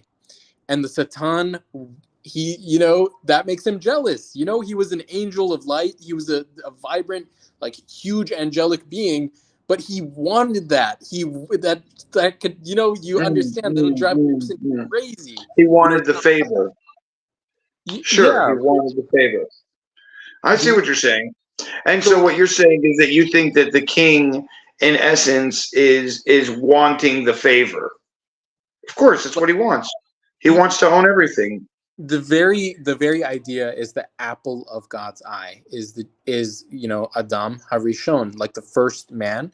And so the Satan is always trying to pull that gaze toward himself. Mm-hmm. For sure. So that's the idea at play here. It's not that the king couldn't have had that woman and mate with her and, have kids with her. It's that, no, he wants it because they're having the ceremony. He wants to pull that gaze, so to speak, toward himself. To himself, of course, because he's the king. Right. Once again, from the mentality of the king, from somebody who was raised in a mentality that was to be everything about him at all times, of course I'm going to write a doctrine that says, you must get a letter from me that says I allow you to have sex with that woman. But before you do, I'm having sex with her first. Of course I'm going to do that. Why would I do that? Because everything's about me. The world is about me. I don't know anything else. I'm favored by God. Why? How? How do I know I'm favored by God? Look at what I have and look how you don't have. God favors me. I'm just talking about the psychosis of the mentality of how it gets created. So of course that would work for him. Of course that's the way he thought. But I wonder if that's just one cog in the wheel that was meant to be there because God put it there and it was meant to be that character at that time and that place. I don't know. You see what I'm saying? Like, there's so much of this thing that we live that is so overwhelming and so perfect, too perfect, scary perfect. Scary perfect. Like, I think of the ripples in the waves of water. That scares me. The mathematical calculation of that, the perfection of those waves, the intervals of them.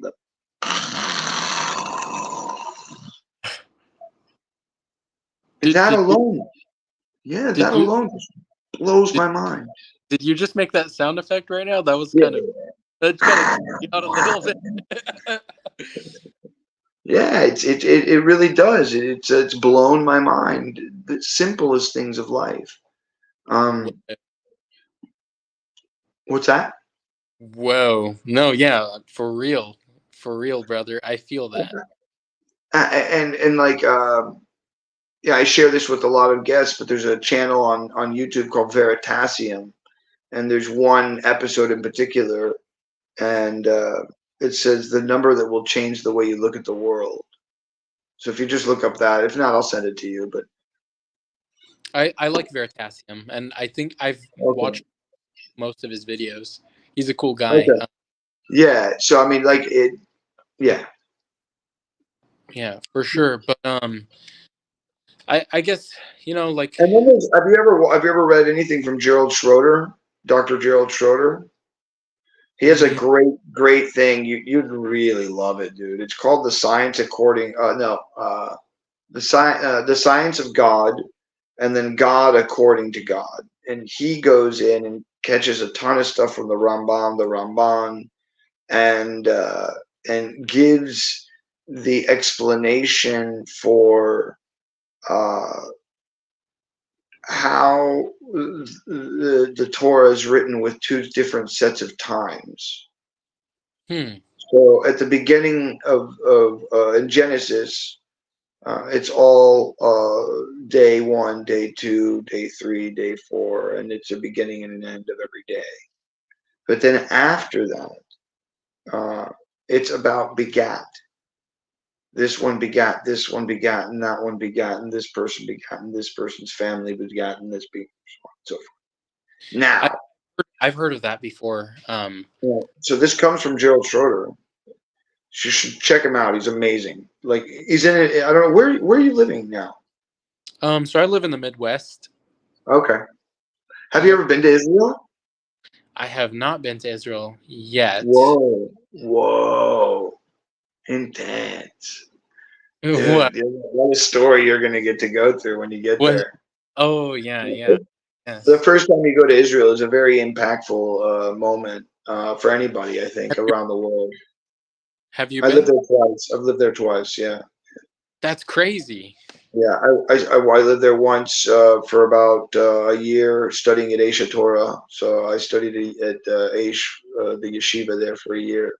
And then I went back and made Aliyah. Merit, dude.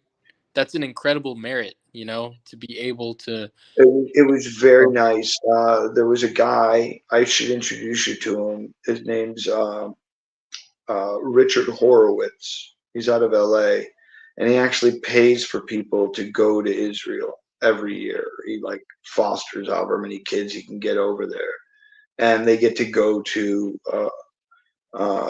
Aish and study at Aish for free and live at the dorm for free and the whole deal. So How long did you get to live there? So if you wanted to become a rabbi at Aish, get your go through the Shemitah, whatever, find out whatever Shemitah. What am I thinking?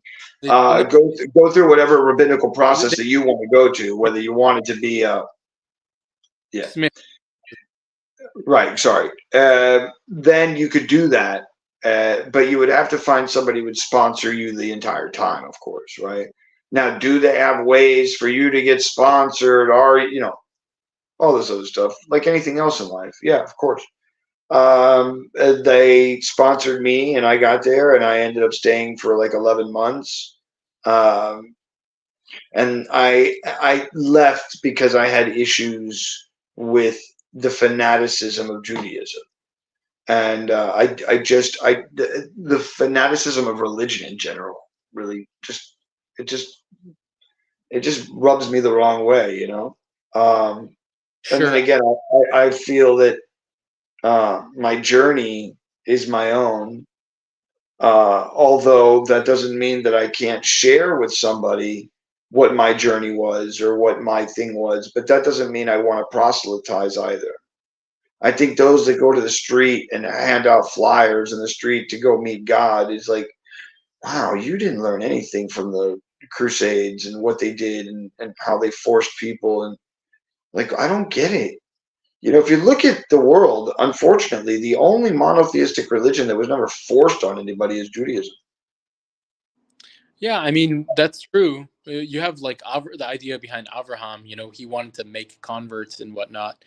Um, Whoa. But So, there was nothing in the sense of forcing to death, oh yeah. in the same way that the world of Islam and the world of Christianity were created. They were forced religions upon the world. So could you have become a rabbi if you had continued? Sure. Yeah. I would have done it too. I really like the school. But the head, I guess, teacher, if you will, uh, forced me to move into the next class that I didn't want to go into, and so in turn, I went to his house for Shabbat, and I said, "Listen, I'm a very discordian human being, which I'm sure you've recognized by now, and you're putting me into a corner." And this is the first time that I've ever, as an adult, been able to vocalize the reason many other times in my life I failed at life, in my opinion. And so I'd rather you not do this to me, because if you do, I will turn into the person that I don't want to be, which is then the person who doesn't give a fuck, the person who walks away completely, and the person who's just like, all right, I don't care anymore. And I don't want to be that person. So, but he chose to force me into the class that I didn't want to go into, and the next semester that I wasn't ready for. I didn't feel ready for. And that was it. Dang, but I I mean, left, people could I say, left 3 months later, I think. Yeah. how many people could say they were given that opportunity, or you know, to move to Israel to study at I've had a lot of things in my life, Jacob, that have been like absolutely weirdly beautiful gifts from other people that most people don't get. And that's in almost every situation I've ever been in, whether it's with a police officer or with weird things that have happened to me in other countries, or people that have opened their homes to me and saved my life, or just weird. But I think it all comes down to the real intention that you have in your heart. And I really think that it really matters. I've always called it a faith-based life. I've always tried to be a faith-based life that is an artist of life, that has no box to be put in. I'm just here creating and doing and building and being, and each one of those, in the process of doing them, I attempt in my heart to connect to something other than myself. Like right now, I'm trying not to be me as I speak. It's like comes through me and it comes out. And that's what I always try to do. That my heart speaks, and that I do my best to come across intellectually in a way that is understood and doesn't disrespect, like maybe like I did earlier with you when I said something, and I wasn't trying to be Oh no, no, disrespectful. no. I mean, I didn't take any offense. I just don't like when certain things that are true are true. I like to make the distinction that versus feeling like it's subjective, or like, you know, this Well, is yeah, how. but your truism is not my truism, right? Well, You good?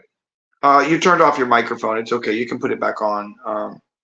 Should be somewhere at the bottom. There you go. Yeah, no, but your truism is not my truism, as there is a subjective reality that we all live within, that subjective reality does not exist within my reality.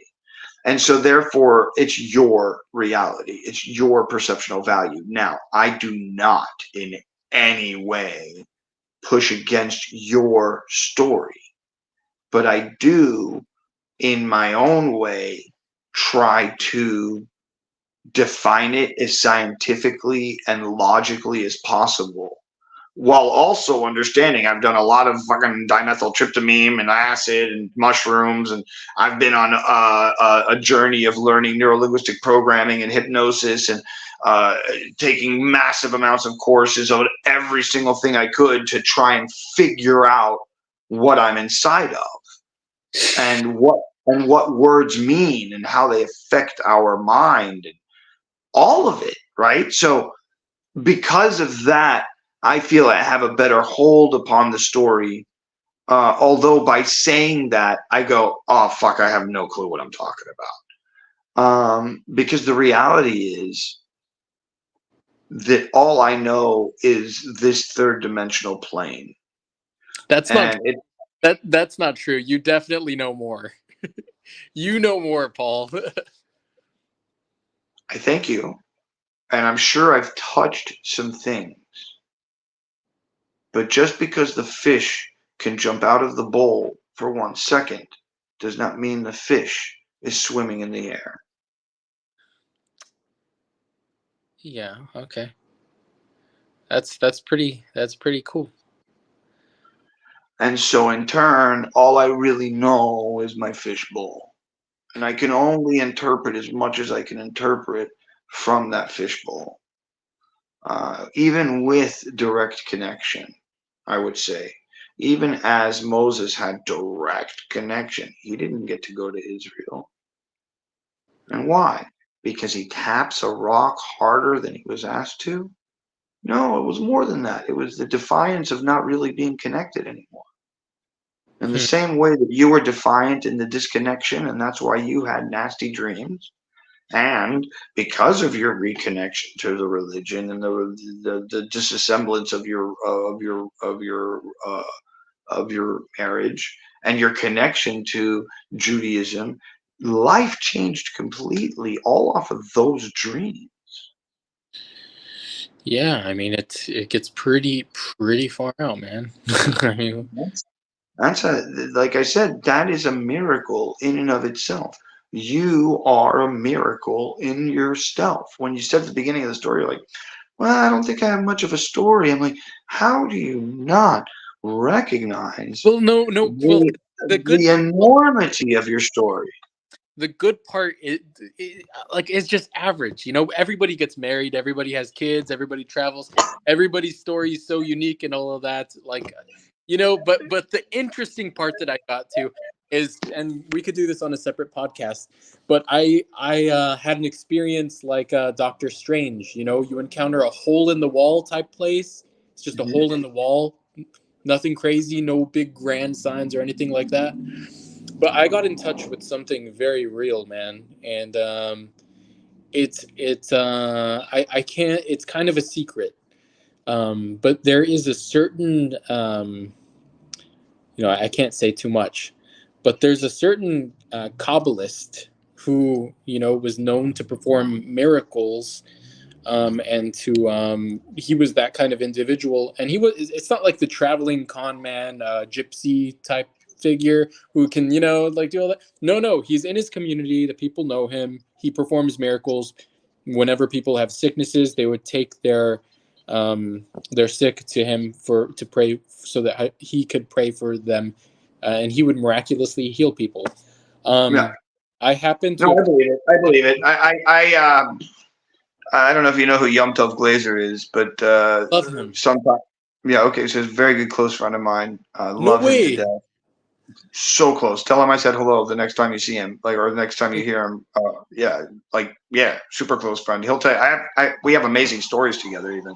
That's Um, Rabbi I'm Yom Tov. the only person. I'm one of the only people that ever ran away from his story that from his possible you. They couldn't find me for like 2 days, and then finally they found me, and I went back to his seminar, and he tells that story every seminar because he calls me Houdini because I'm a magician, and tells that story. And then there's another story of ours where I took him, and he tells the story a lot too. He rides bicycles on the mountains, Yeah, I know. and I went to go with him, and we went to go pick him up, or something happened, but we ended up in some kind of like really bad situation. I didn't know the situation we were in. He knew that these kids were trying to like start shooting us and hitting us with rocks and all kinds of straight shit and crazy. And so I just got out of the car and walked up to them and started doing magic tricks. And that was enough time for us to be able to, for me to like get everybody to come over and see what the magic man was doing, to get them to be able to get into the car with all their stuff. And then as they were ready to go, they drove up and they're like, all right, let's go, let's go, let's go. And by that time, it was already too late. I had already made friends, and I jumped in, and then we drove away, and nothing happened. Yeah. So it's a great story. Yeah, I have a couple stories with him in life, man. Weird, fun, crazy stories, man. He's Rabbi Yom definitely one of my soul brothers. Rabbi Yom Tov Glazer, man, like he I mean, like you know the guy, but I've watched a few of his shiurim, and I've learned some of his Torah, just on the limited amount that from the limited amount that I've seen. If you spend enough time around that guy, man, like he's the real deal. It's a real deal. He's also a guy who still to this day, I shouldn't say this, but you know, uh, has been very, very connected. Like, no matter where, like, I think that what happens when you do psychedelics in the right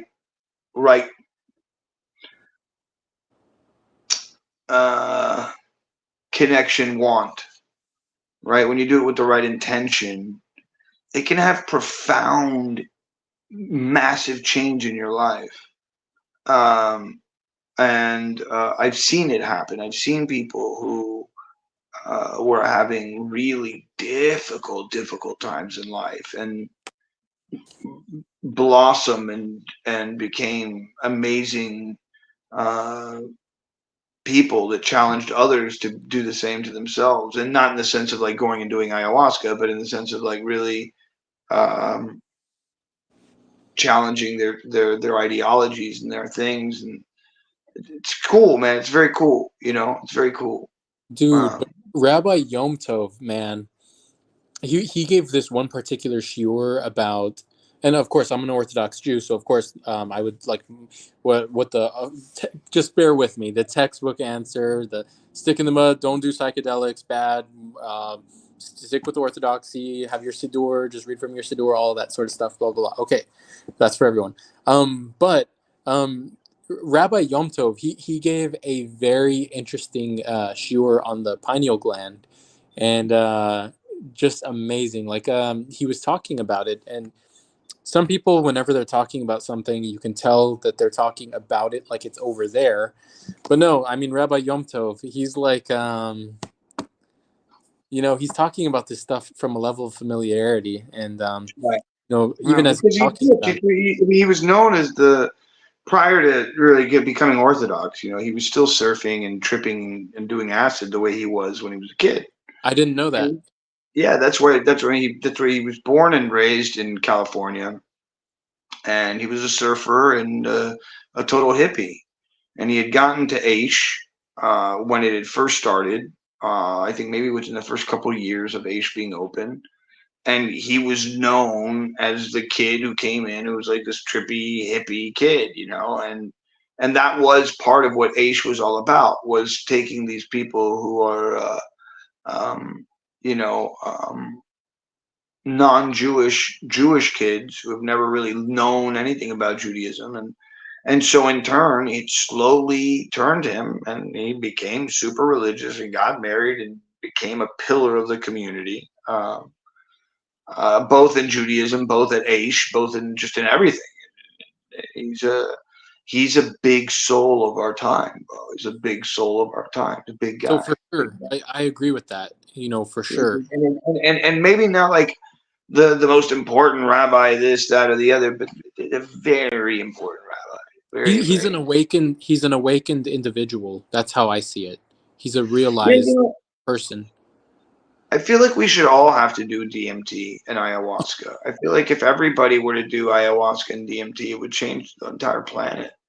We'd all wake up from this mass hypnosis that we're in, of thinking that we're supposed to have jobs and thinking that we're supposed to be slaves to other people's time so that things can get done, that end up being frivolous and meaningless in the end.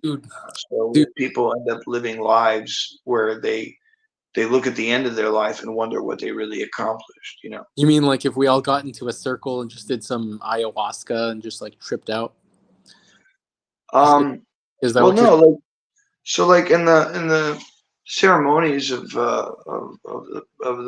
Brazil, many times around the age of 13, you would go on your first quest, and so they give you ayahuasca and they send you into the forest. You mean that's what they call a vision quest, I think, right? Sure, yeah. And so through that vision quest, you would find the answer of what you were supposed to do for your community. And then you were given that job. And then if at some point along the way you falter, you're put on another vision quest to see if you had seen the wrong thing or if you have to realign to who you're supposed to be. How deep does this go, brother? How many vision quests do you get to go on?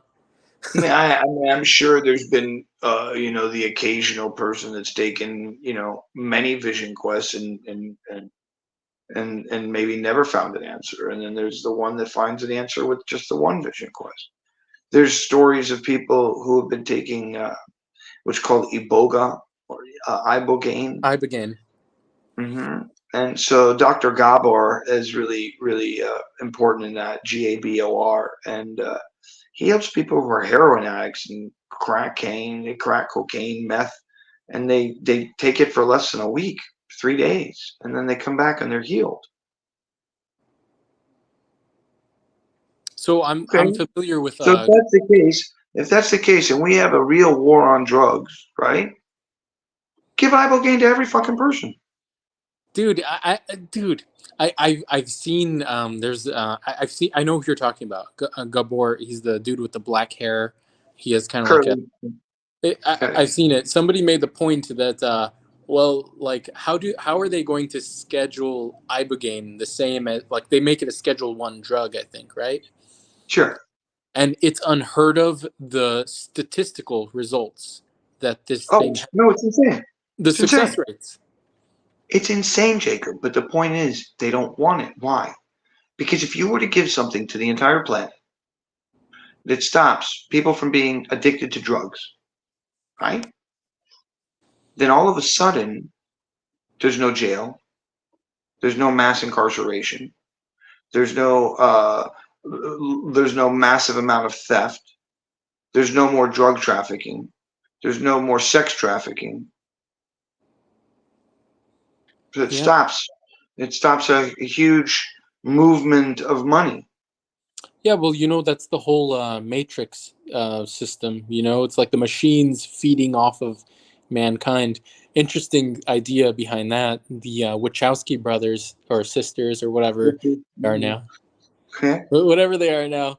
They had pitched the idea to originally be that it wasn't like humans were used for their electricity, but it was more their like their souls. Yeah, basically. Their soul energy. Yeah. I think what they were saying is like they couldn't get that. The reason that they had to pull it back and turn it into a battery is because the unfortunate truth is that the world is at a first grade level. Like, it's Yeah. true. If you look at the statistics of the top 10 YouTube people, all of them are speaking in under the age of 5th grade. In other words, the words that they use and the way that they string those words together is the way that anyone in the world under the age of 5 can understand. Okay, I think it's getting worse by the minute. Yeah. Mr. Beast is at Mr. Beast is at first grade level. Oh, really? Yeah, That's cool. Yeah, Mr. Beast. He's like and a he just put out a video last night that he just made 100 wells in Africa. I 100 saw your wells of post. water. Though I saw Yeah, your post on that. I'm You're like, sad what? about it. Why is somebody? I post every single time he does it. Why is a kid in this world taking care of the world? Why? It's a, Why? it's a really good point. How is it that this kid is taking the money that's from the corporations and basically stealing their money to go give it to the African kids? And why aren't they doing it already themselves? Piece of shit. And the greater question is, why do people criticize him and say that he's just doing this for clout or for recognition? You know, like what? Nobody wants somebody else to be better than them. Nobody Right. likes to be told they're doing something wrong. Nobody Paul, I likes to think be. I mean I can't really, words don't really say it, but clearly there's something special with you. Clearly there, like, and you I, know, I'm speaking objectively. I'm not trying to even I be appreciate you, man, but there's a part um of me that when you say there's something nice about me, man. I sit sometimes in a shed outside for days at a time. There's moments where I can't sleep at night because I smoke too many cigarettes. I beg and pray, okay, for some kind of weird rehab location that I could go to that I would fit in that would take me for free because I have no money. I have no insurance. Um, I have my teeth that are falling apart, literally falling apart. Uh, and in the end of it all, my only want ever was for my life to have some kind of meaning that others will find as like breadcrumbs in the world, and that would string them through this crazy life that I've lived, and then in doing so they would be like, holy fuck, I can do that too. He's super fucking crazy. This guy's a fucking psychotic fuck. And he did all that shit? Fuck, I can do some crazy shit too then. And it should just give you the ample uh, feeling of not caring while caring. Right? It's like I feel like I could never be famous because if I ever became famous while I was alive, then it would be like uh, it's the opposite of what I'm trying to promote. Yeah, that's a paradox, right? 100. Because if I become famous, then it's like against the idea of the fame. Like you don't want to be famous. Famous is not what you want. Famous is the last thing you want in life. Infamy, maybe in today's world, because we're an opposite world. So maybe you want infamy in today's world because it would last longer than fame or celebrity. Celebrity and fame are both so vapid and very thin in this You world. can be famous for, you know, like what, there's like really stupid YouTube video channels that do like twerking and whatnot, and they get really famous. Like people know about, or Kim Kardashian. How about that? She's really famous, dude. It's like what does she do exactly? Like, Hold on. Somebody posted here some crazy shit here. He says, getting high in the shed for days, raw, but that sounds like a sequani. I don't know what that means. Maybe a sequarian, maybe, or like a sequestrian, maybe somebody who's like getting away from the world. No wonder why you're so fucking skinny. By the way, thank you for taking the time to walk with me out of the concert and back to the hotel that day. That was, who is this? Oh, it's, I love you, Cool Rock. Okay, I know who that is now. It's Corey, his friend of mine. We were in Vegas together, and he's telling a story about when I think he didn't feel well or something, and I was like, oh yeah, come on, dude, I'll take you. Just fucking come with me, you know. And I took him back to the room. That's what you do, um, you know. Just what you do. Let me finish saying this though, because I can explain to you why I don't just think you're special. The thing is, God wants to be understood. God wants to be known by people. That's what this whole world was made for. So the thing is, whenever I'm saying this, it's not really like something that I believe. It's really what is, that God made this world for the sake of the righteous.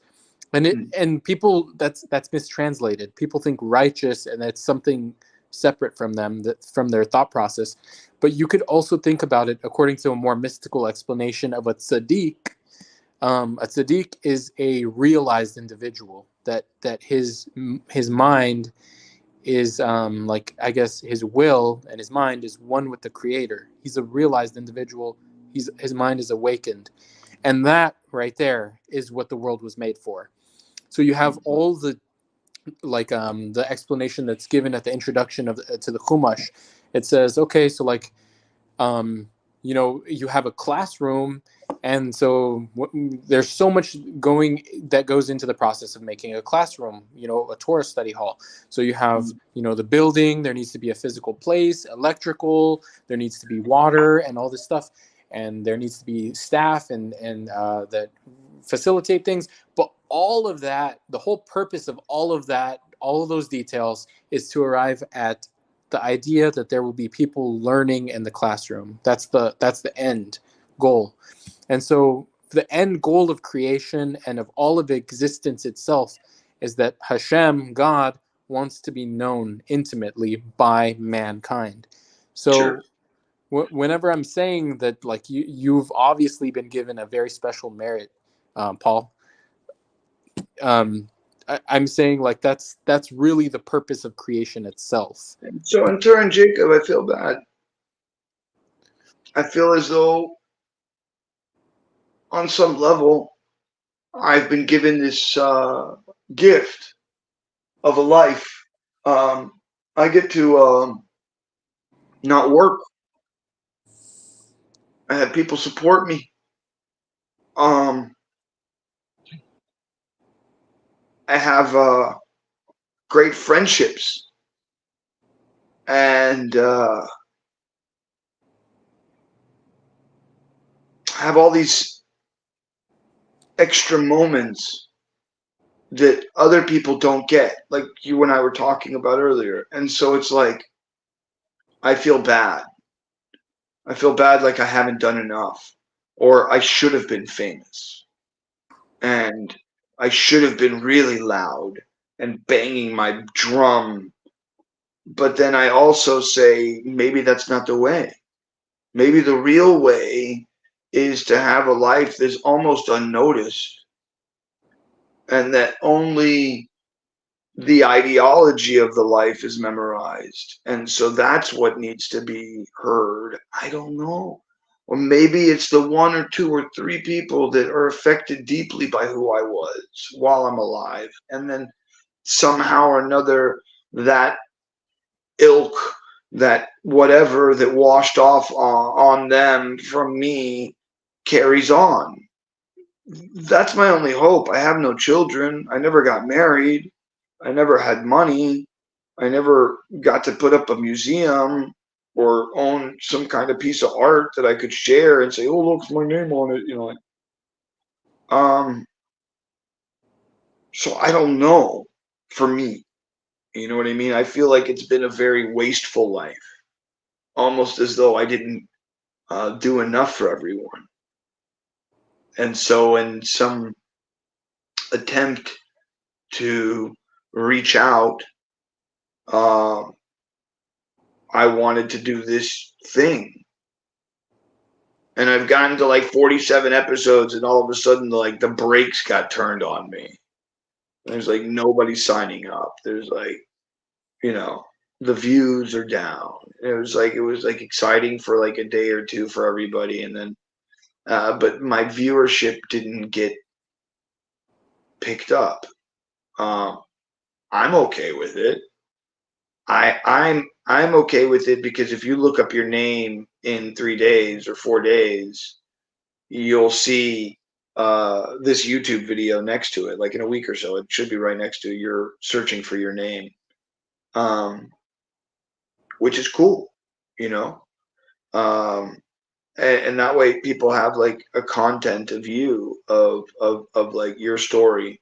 Although this was very much kind of all over the place, we didn't really go through your story, which I wanted to do more and more, but we just got pushed off into so many conversations because of so many different um, things that are going on in the world today. You know.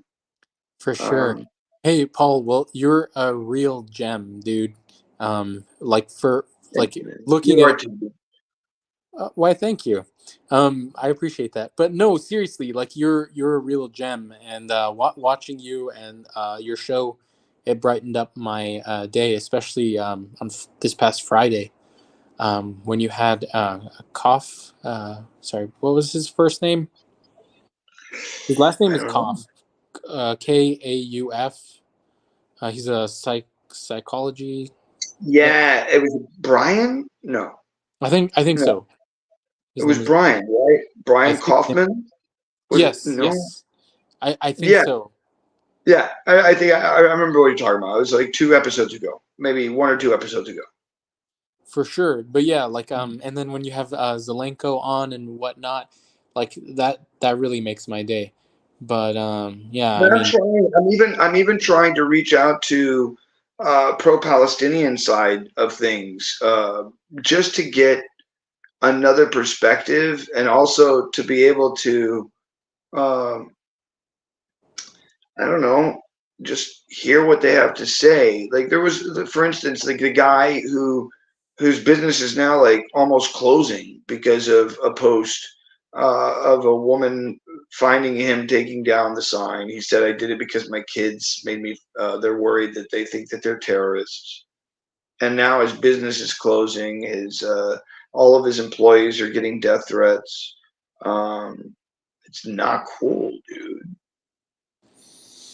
You know, yeah. like it's a little much, in my opinion, Well, for taking down. Dennis Prager, I, yeah, he got a guy, unradicalized guy, kind of give his story on what it's like growing up being radicalized and believing that Jews are evil and being taught to hate and want to kill Jews.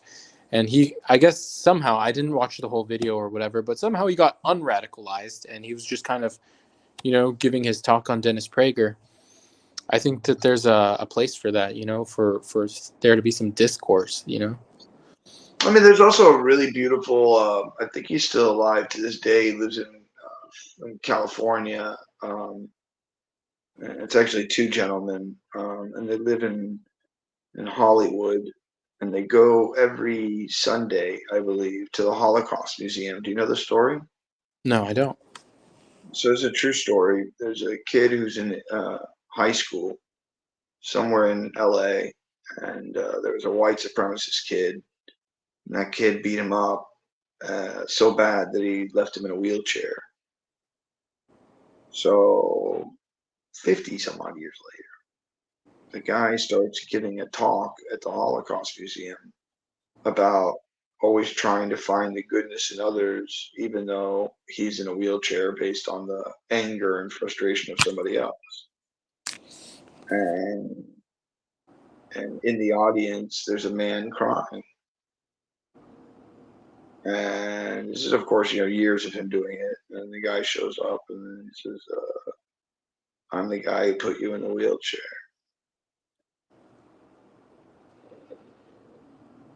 And so he hugged him and he said he was sorry. And then now they do a speech every week together about learning from your pain in life and the things that this man who might have not lived in a wheelchair for most, if not all, of his life was tragically held to this moment in his life.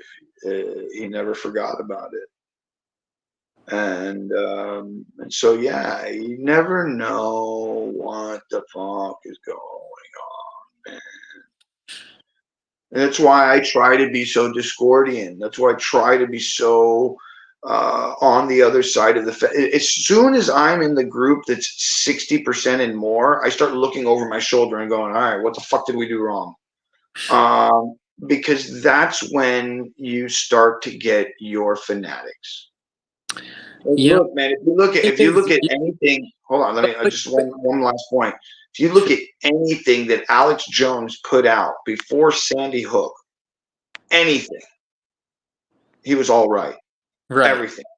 Right. Everything. They made a list. They made a list of things that Alex Jones was right about. There's a whole T-shirt and everything. It's like transhumanism, turning the frogs gay, and like bullet pointed everything. Bro, it's absolute insanity. So it's like, but one discredited story under the guise that it was given to him by the same people that had been giving him all the other shit, by the way. So he was just like, I'm just a messenger, bitches. But he was kind of a loud messenger, banging fucking pots and pans, but not the point. You know, and then it's funny how that one thing took him down. Just like, look at what they did to Andrew Tate. Just like, look at what they did to Russell Brand. Russell Brand, dude, Russell Brand's cool. He's telling the truth. He's telling the truth. But he's a cool guy. He's just I mean, his whole story is amazing. But yeah, they find one thing to shut you up. To shut you up. To put you in line. This goes to my fear of the future without us taking over. And unfortunately, Jacob, as I've seen so far in the past, I will not see us take over. What I will see in the future, unfortunately, is a world with ankle monitors and bracelets and walls and gated communities where the rich live. World government. One world government. They want to control everybody. Did you see the video with the rabbi that's talking about it? And he's all like going for it. Is that who you're talking about? Yeah, I think so. And he's going through all of the things that and he's like, it sounds like he wants it. I'm not sure if he's reading from a letter or what he's doing, but it's like a little heavy here, bro. Yeah, well, it's I could explain it. It's fanaticism. It's fanaticism. Well, no, it's actually very interesting. It's the idea here though is like AI. What they want to do is take humanity and put them all together and make a brain, basically, where each of the human beings are neurons or like individual like brain cells, link us all together, and then that way, I mean, that's kind of what we already were with Adam Harishon, like primordial man and whatnot, before Adam got fragmented. So what they're trying to do is put us all back together, but with them at the helm. They want to be able to become their own god. But they need us. They want to, right? Because without us, we don't actually become the god that we actually are. But what they don't recognize is that if they do put us all together and we do end up becoming the god, then they have no control and they get destroyed. But they don't know that. Yeah, exactly. But then you have the idea of a parasite. You know, there's this type of parasite that whenever the ant eats it, it'll like no, I'm sorry, it's the brain of the ant. Yeah, it's super cool, dude. Yeah, and it sits there and eats away at the brain. It's so cool, dude. No, but it is cool because it is kind of cool because what they'll do is the ant will go and dangle from a leaf so that a bird will come and scoop it up. And then once the bird eats it, that fungus goes to the brain of the bird. and then it'll poop. Yeah. It's absolutely crazy. This world is absolutely crazy. Definitely Crazy. crazy. People think we're okay. Like everybody's like, "Oh, I'm okay. I just live my life, and I go to work, and I come home." And I'm like, "Bro, you have no idea. You have no idea what's going on dude. around you." But getting back to what you were saying, Paul, so you were saying like a echo chamber type thing. Like how do you know if you're in an echo chamber? You know, if you think what you think and everybody agrees with you, then you feel like you want, like what you're saying is you don't want to be in an echo chamber and just hearing what it is that you think around you. At least if you're a person who a thinking person and whatnot. But then you have things like ayahuasca and DMT, where most people have not had experiences like that. Most people have not had like universal consciousness, like connecting to the entire universe and getting slungshot through their DNA backwards to the Big Bang. You know what I mean? To the beginning of it all. Like most people have not really had that experience. So like when you do have that type of experience, like who are you going to talk to? Like who are you going to? Yeah, you have to find. Well, no. Once again, I think that you don't really need to talk to anybody. There's a level of. So I did ayahuasca and DMT for 3 months straight. Right. So every weekend I was drinking 3 cups, and then during the week I was smoking changa. So I was absolutely destroyed for 3 months, in a good way, right? Like in the most. I don't know if it was productive or not, but I was definitely there. Um, it was for me a want to become a shaman and really understand. Uh, but unfortunately, I think I failed at it because I don't think I faced the fears that I was supposed to face to be able to pass into the next phase of being a shaman. And then Well, again, I don't know if I would have actually wanted to live the shamanistic life, which is a very, very hard life. well, it's Hard. like it's a descent into like insanity, the insanity of your own mind. And at that point, you know, like you have to act according to your own internal like process. That's why the Mm. shaman is always outside the city or whatever, the crazy person and all that. But that's different than like my point. But My yeah, point. on some level, I'm sorry, I mean to cut you off, but on some level, I feel like I've ended up that way anyways. I mean, look at me. I stay inside of a shed by myself, smoking cigarettes and pot all day long while I'm watching videos on YouTube, like watching videos about ants getting, brain eating Brain fuck. fungus. The hell are you watching, buddy? But there's a weird part of it that still goes back to that little 10-year-old kid that's like, oh, download everything, download everything, download everything, download. For some weird reason, I have to know as much as I can know. About everything. It's not about any one thing. I want to know about everything. How does this work? And why does this work? And how does that work? And what are the science behind it? And how does the air behind it? And what is the flow structure? And what is I want to know. What are the fluid dynamics? Why does it work that way? Like, I It's want to know, Yeah. Well, take a look at this. It's like if you go into a maze and you just put your hand on the right wall of the maze.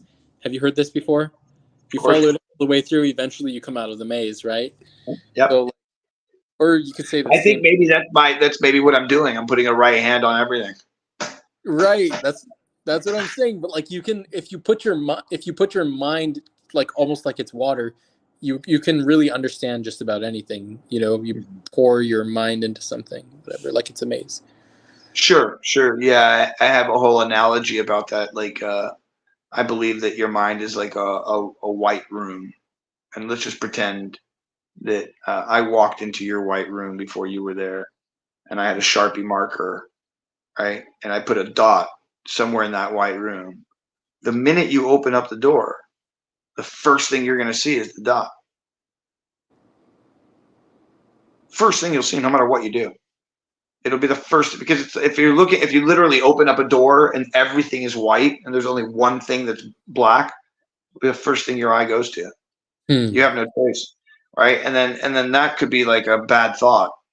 And then the more that you think about it, the closer you are that you get to it, that all of a sudden you walk up so close that the only thing you see is black. And then you think the room is black because the only thing you're paying attention to is the dot on the wall. Wow. Mm-hmm.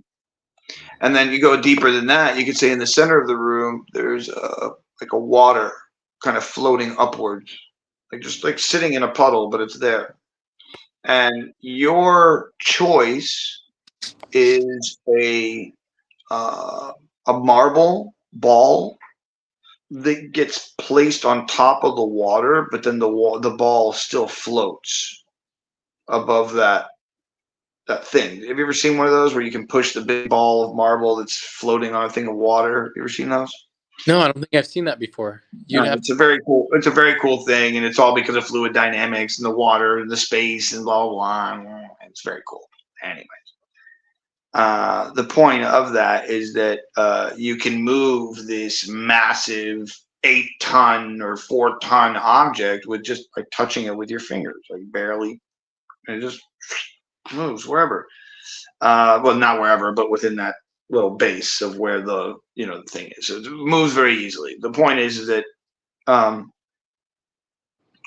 the idea of it all is that when you choose something in life, it's the same as putting weight upon the water. And then the room itself becomes your reality, because you're sitting in the middle of the room with weight, with choice, with definition of what you want it to be. And so the world then starts to spin around you while you're creating whatever it is that you're building or doing. And that could be an artist, that could be an accountant. Doesn't matter. But it's like in the same way of like, I don't know if you've ever like how many times you started a new job or something, but like when you get into working somewhere for the first week or 2 weeks, it's like you're getting used to that new schedule, and you're getting used to the clothing you have to wash every day, and the thing that you have to do, and the people that you're meeting, and all of these things are happening, right? That's the weight of the marble getting used to the place that you've placed where the water fits, like the like maybe it's a mold, if you will, like where it goes. So that's where it's fitting into the mold. And so after a while, it'll just feel normal. That'll feel regular. It's like when you lose a tooth for the first day, you're like, oh, I have a weird tooth. I don't have a tooth anymore. Then a month later, you don't even think about it anymore. It's the same process. And so I see that is what's happening, in that respect, or that moment or whatever. Well, that really speaks to me, man, especially, having been divorced. And I mean, it's like everything's going materially, everything's going good for me. Like I have, I got a new job, a nice new apartment, like I have food to eat. Everything's fine. Everything is good physically. But it's like if you just focus on one thing that's like, like a past relationship, it's like it's almost like the entire room turns black, like you were saying. Even though it's just like, that's the difference between reminiscing and ruminating, is what I call it. So reminiscing is looking at something really quickly and saying, oh, remember that time we went to Astroworld and we went on that roller coaster? What a great time. Ruminating is, oh, remember that time I was at Astroworld with my ex-girlfriend? I mean, sure, we had a good time on the roller coaster, but do you remember that bitch? God, I mean, every single thing about her, the time we were there's a difference between reminiscing and ruminating. And ruminating is going to the dot on the wall and only looking at the dot, and forgoing anything else that could possibly be going on. For sure. One last thing, I don't want to take, I don't know if you got other stuff going on, but one last thing I wanted to mention. You're great. No worries, man. Dude. So like that there are like higher levels of consciousness, and some things you can't even begin to talk about, like I guess experiencing universal unity or ego death. Like those things are really far out. But I think the kind of what I always come back to is that how could you make it so that that's, I mean, like the whole point, I guess, what I'm getting at here is I think the whole point behind these experiences is not to just go over there and have them once, but there's this concept that it talks about the tzaddik, like he has like one eye in that world, in the heavenly courts, and then one eye here simultaneously. And he never leaves either. He's here completely. I can't say it. Like you're saying, like you might jump out of the fishbowl for a second and it's like, whoa, it might be sublime. But for me, I think the goal is to like. So that's like, in my opinion, that would be like having one finger in the air. You can't, like, I mean, like, I understand what he's saying, but I don't believe that that's what he's, because there's this idea, right, because of us having consciousness, that we can either think of hitting the nail or actually hitting the nail. But what you'll notice is that the moment that you hit the nail, the moment that you actually go for the movement of it, you stop thinking about doing it. So to have your mind here and there can be so. But to have a conversation with you here now, I must be here now. And even though my other self is there, and I can sense it now that I'm asking myself to be in those two places at the same time, sure, and I can sense the impossibleness of it all while I'm talking to you. And I think that at times, there's times where I will do my best to try and connect to that and have that speak for me, as I've mentioned a couple times, right? So, and I think that that's part of the idea of listening to the inner dialogue that seems to be generated from nowhere. As long as your intention is real, as long as your intention is real, then from there the words are never going to be right. Nothing's ever going to be right. Let me rephrase. Nothing will ever be right. No words, no actions, no nothing. Ever. But they're hitting the mark. They're still hitting one more time. Hitting the mark. Are you hitting? Yeah. Are you occasionally hitting a bullseye? Sure, but you're playing darts. I mean, sure, you can be a pro at darts. You can be a pro Sadiqum, Torah observant, or you could be like my friend who lives in Sfat, who's a total crazy fuck, and he's amazing as well.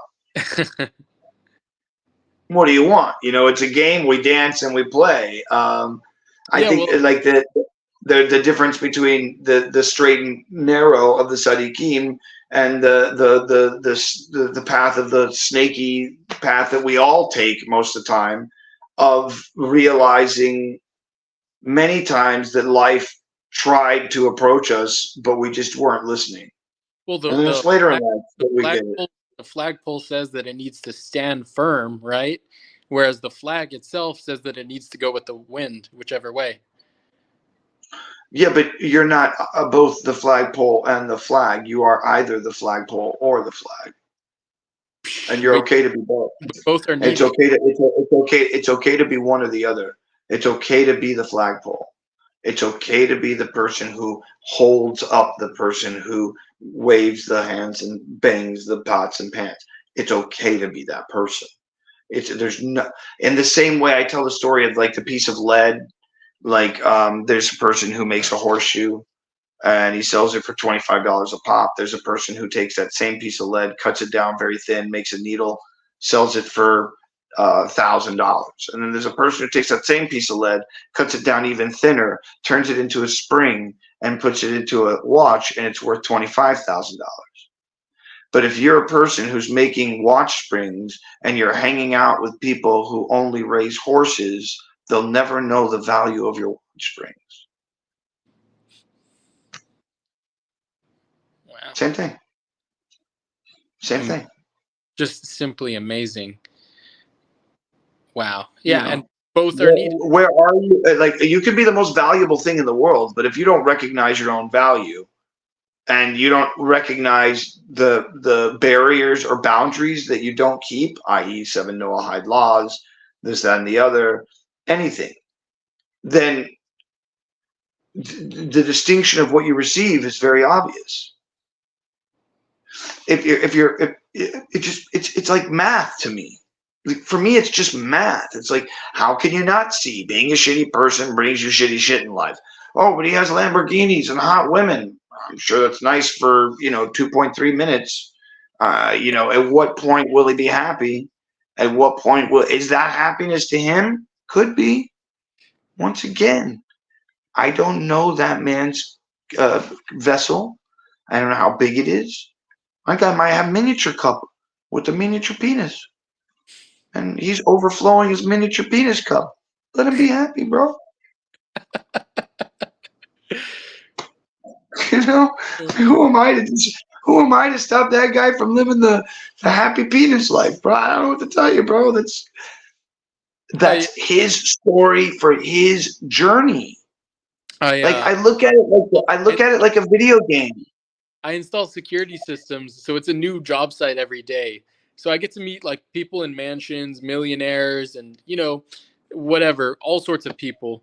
But anyway, I walk into some houses and then people are like, "Oh yeah, check out my house," and it's like they've got bear heads on the wall, deer heads, and just like trophies, and they're so excited to talk to me about this one that they shot over there. Each one has a story.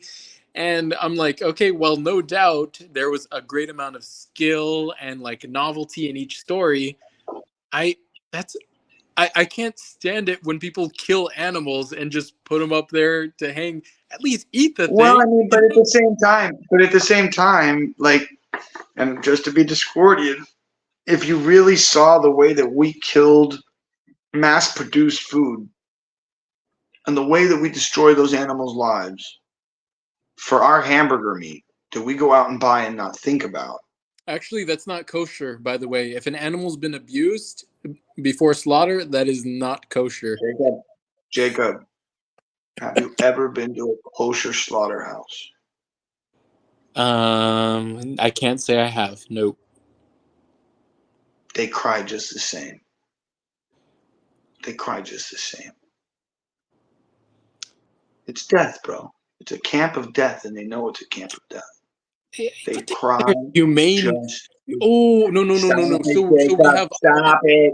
Stop it, Jacob. Hold on. Now it's the same thing we were talking about earlier. Watch. It's the same thing we were talking about earlier. Whether we should or should not invade on Palestine and the way that we're brutally. Hold on. No. There's a foundational idea. There's a foundational idea, though. Aharon, the high priest, it says about whenever he died, whenever his time to die came, that Hashem basically tucked him into bed, and he just put the bed right beneath him, tucked him in, and blew out the candle. Sure. So there is that aspect too. You can. Well, so what are you saying? To what? But that's not what's happening. Well, I know that. I'm just saying you can't say that death is death. Like death is all the same, because then that's not true. What I'm saying to you, Jacob, is that if you've ever been to the slaughtering house of a kosher slaughtering house, it's not much different than a regular slaughtering house. It's not. I don't care what anybody says. I've seen it. I know what is. Well, I know what is there a less clean version of doing it? Sure.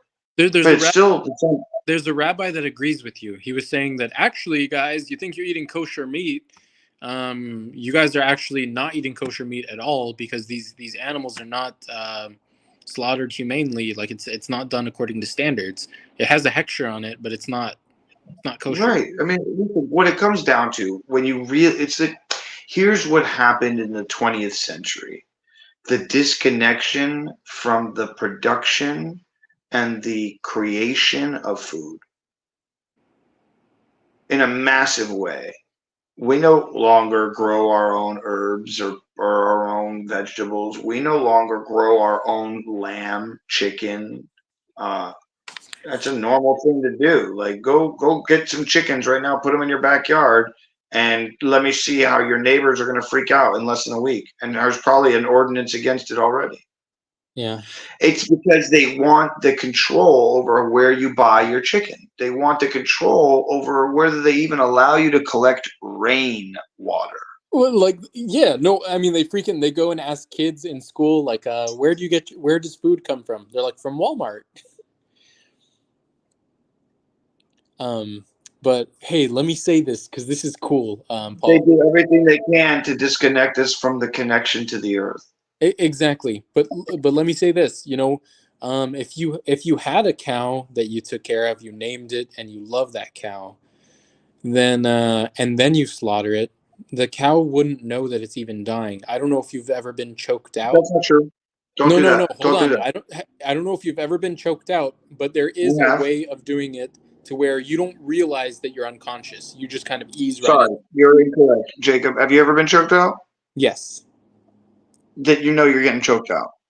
Well, no. I know that I'm literally being choked out, but I'm saying there's a way. Like, it happened to me literally once, where my cousin he took his sweater. My little cousin, he put it around my neck, and he was hanging behind me. It wasn't nothing crazy. He was a little kid, and the pressure was constant to where I felt the pressure, and I knew he was hanging back there. He was a little guy, whatever. I just kept walking and like talking to my other cousins, and then slowly, like, I passed out. You know what I mean?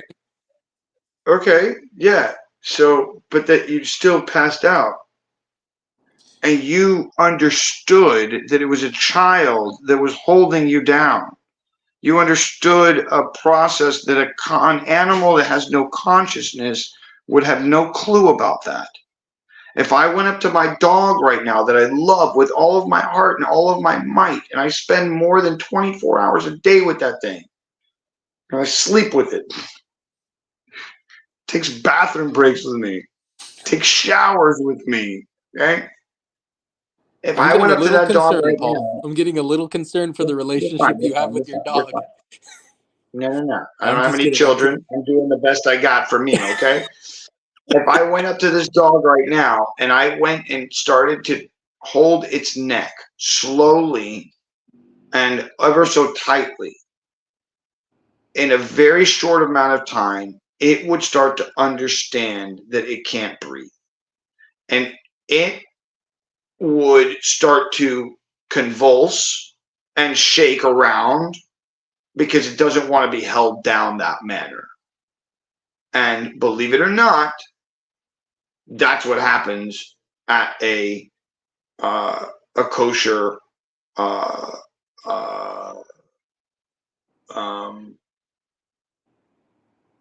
slaughterhouse. As much as we'd like to believe that they're hanging upside down and unconscious, and that's when they're cutting their throat.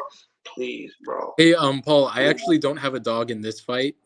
So no, it's just no. It's just that it's like what bothers me so much about this world, unfortunately, Jacob, and it's not you, it's not in this particular thing, it's in general. We have the Library of Alexandria at our fingertips. I don't know how many times I've been in a conversation where somebody goes, oh, but I'm not sure. And then I'm like, 247,321.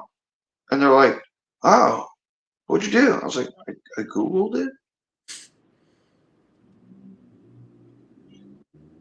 Why wouldn't you? I mean, really?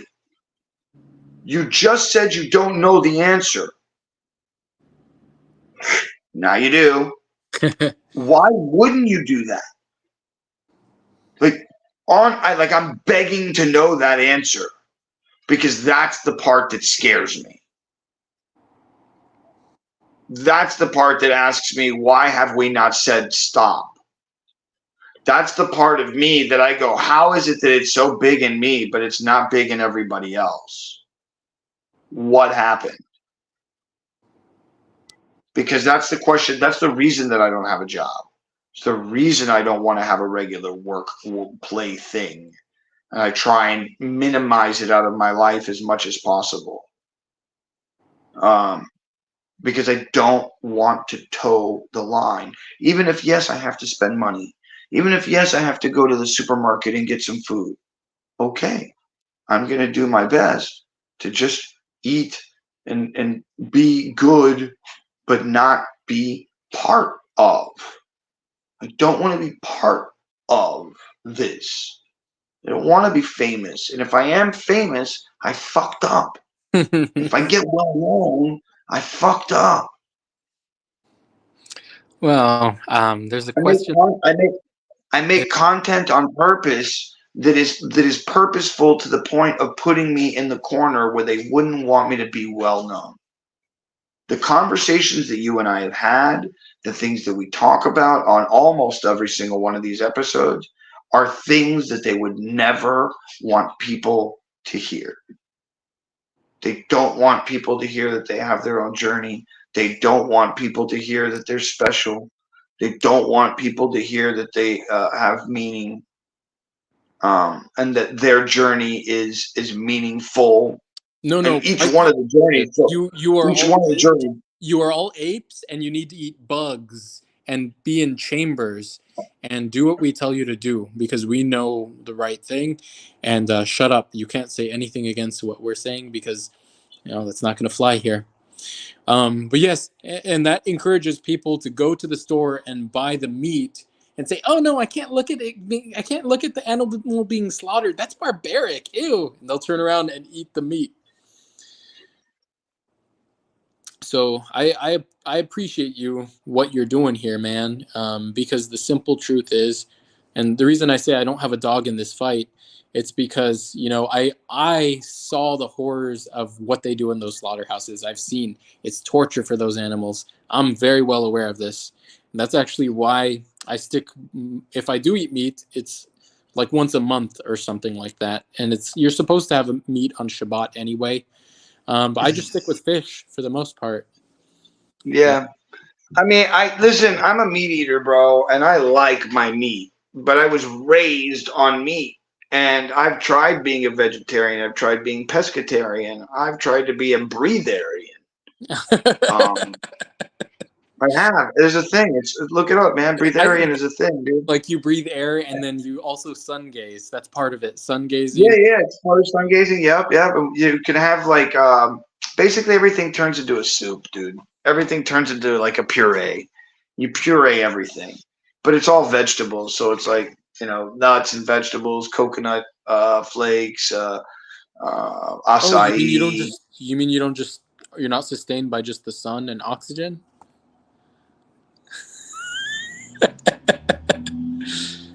Anybody who tells you that, fucking liar. Because you can't physically. Your body cannot do that. So, well, the plants do it. Unfortunately, it's a water-based, liquid-based diet. You are not looking to consume like people do. You're looking to.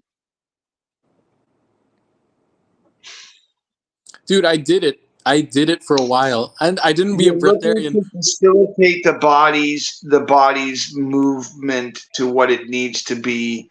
Like I fast daily. I'll break fast maybe sometimes in the morning, sometimes, and then I'll fast the entire day, bro. Like I'll eat something really small and then just go. And then like somewhere around 4, 5, 6, oh shit, I'm hungry. And then I'll go eat a steak with I don't know, potatoes and broccoli or I don't know, something like that, But full on. Yeah. There was a stretch where I would gaze at the sun in the morning. You're supposed to do it there's a certain window of time. It was a while ago. but I would gaze directly at the sun, and in the morning, and then like at sunset, you could do it as well. I was doing that Mm-hmm. for a while, and like, fasting and meditating. There's something too, like what the Hindus call like prana, like pranic. There's the pranic energy. Sonic energy, sure, sure. Yeah, that actually, like, it's not. It sounds, for people that haven't experienced it, it sounds like nonsense, but it is energizing. But the thing No, is, there's definitely, and it's just recently in science that they're starting to come to the understanding of this thing that is this is a Nobel Prize that was just won, as a matter of fact, if you want to look it up. Is that what we see isn't what is. What we see is what we create in the moment of creating it, literally. Uh, so it's a wonderful article. You should check it out. But it's like if you've ever seen those video games, they don't render the entire world. They only render where your avatar. Let's say the 70% of what you can see, right? And this is going against even that. So it's saying that you're literally creating everything around you, and that you are the holodeck, and that all the concepts that all the Sufis and every person has ever spoken about before, and the people have written the books that say what you think is what you create. Adabra kadabra, what I speak is what I create. Like, hello. That is why, Paul, I will never be anything more than a figment of your imagination. Yes, and with that, Yeah. my friend, Jacob, thank you so much for being on the show today. And with that, how can people find you, or if they want to reach out to you? Do you have a product? Do you have a project, something that you're working on now? Why? Well, I'm so glad you asked. I have a YouTube channel that I just started. My friend, actually, check him out. He's kind of like you. He's kind of like you. Okay. He's kind of out there and kind of like a genius level. Yeah. I've What's learned a his lot. name? But me and him are going through the works of Rabbi Nachman, called the Likutei Moharan. Very deep and mystical stuff. Go check me out. You put the link in the YouTube. I just started the channel and we're going over this stuff. Oh. But anyway, who's the guy that you're doing it with? his name is his name is Michael LaRue. Okay, you don't want to say the whole thing. It's fine. You don't have to. No. That's fine. He's fine with it. His name is Michael LaRue. It's Okay. just that he's involved in like Orthodox circles and whatnot, so we're trying to fly under the radar because we're not doing anything that we shouldn't be doing, but it's like, it's a little more comfortable. It's not like a very strict setting. It's like we're going over some very mystical teachings and whatnot, some deep secrets being explained. Some of what we've talked about today. Anyway, feel free to tune in, guys. The link is in the description there in the original. 100%. Hey guys, I'm gonna check it out for sure. Guys, make sure you support our friend Paul Carpenter because he is he's God's favorite, actually. Don't say that. That's not true. You are. No. Every person. I'm definitely nobody's favorite. I maybe liked a little bit. That's about it. That's about it. So check him out, support him, what he's doing, because he's really trying to bridge gaps between people through conversation. So make sure you support him. Blessings, my friend. Thank you, Jake. Thanks. Take care. We'll see you soon, all right, man? Yeah, man. We'll see you soon. Have a great day. You too. Oh my God. Another episode. If you missed it, go back and watch it because this was a good one, dude. We went through the ringer on a bunch of different topics. One of them that was really good was when he was talking about how he used to be religious and thought of a different God as his God, and then now has this God. And I asked him, was it the same God? And his answer is really good. So you need to go watch that. But that's this episode. So if you're not watching, or if you are, or if you will be, point is, I hope you enjoyed it. Please go out into the world and try and do something nice for somebody else. If you can't do something nice for yourself, it does start with you. Number two, don't get caught up in all the crazy stuff that's in this world, because if you do, then you end up a little poopy, and that's not good. And number three, if you would not mind, please like, share, subscribe, send this out to somebody who'd like to see it. From my heart to yours, I truly, truly, truly, truly thank you. Truly. And I'll see you all on the other side. It won't stop.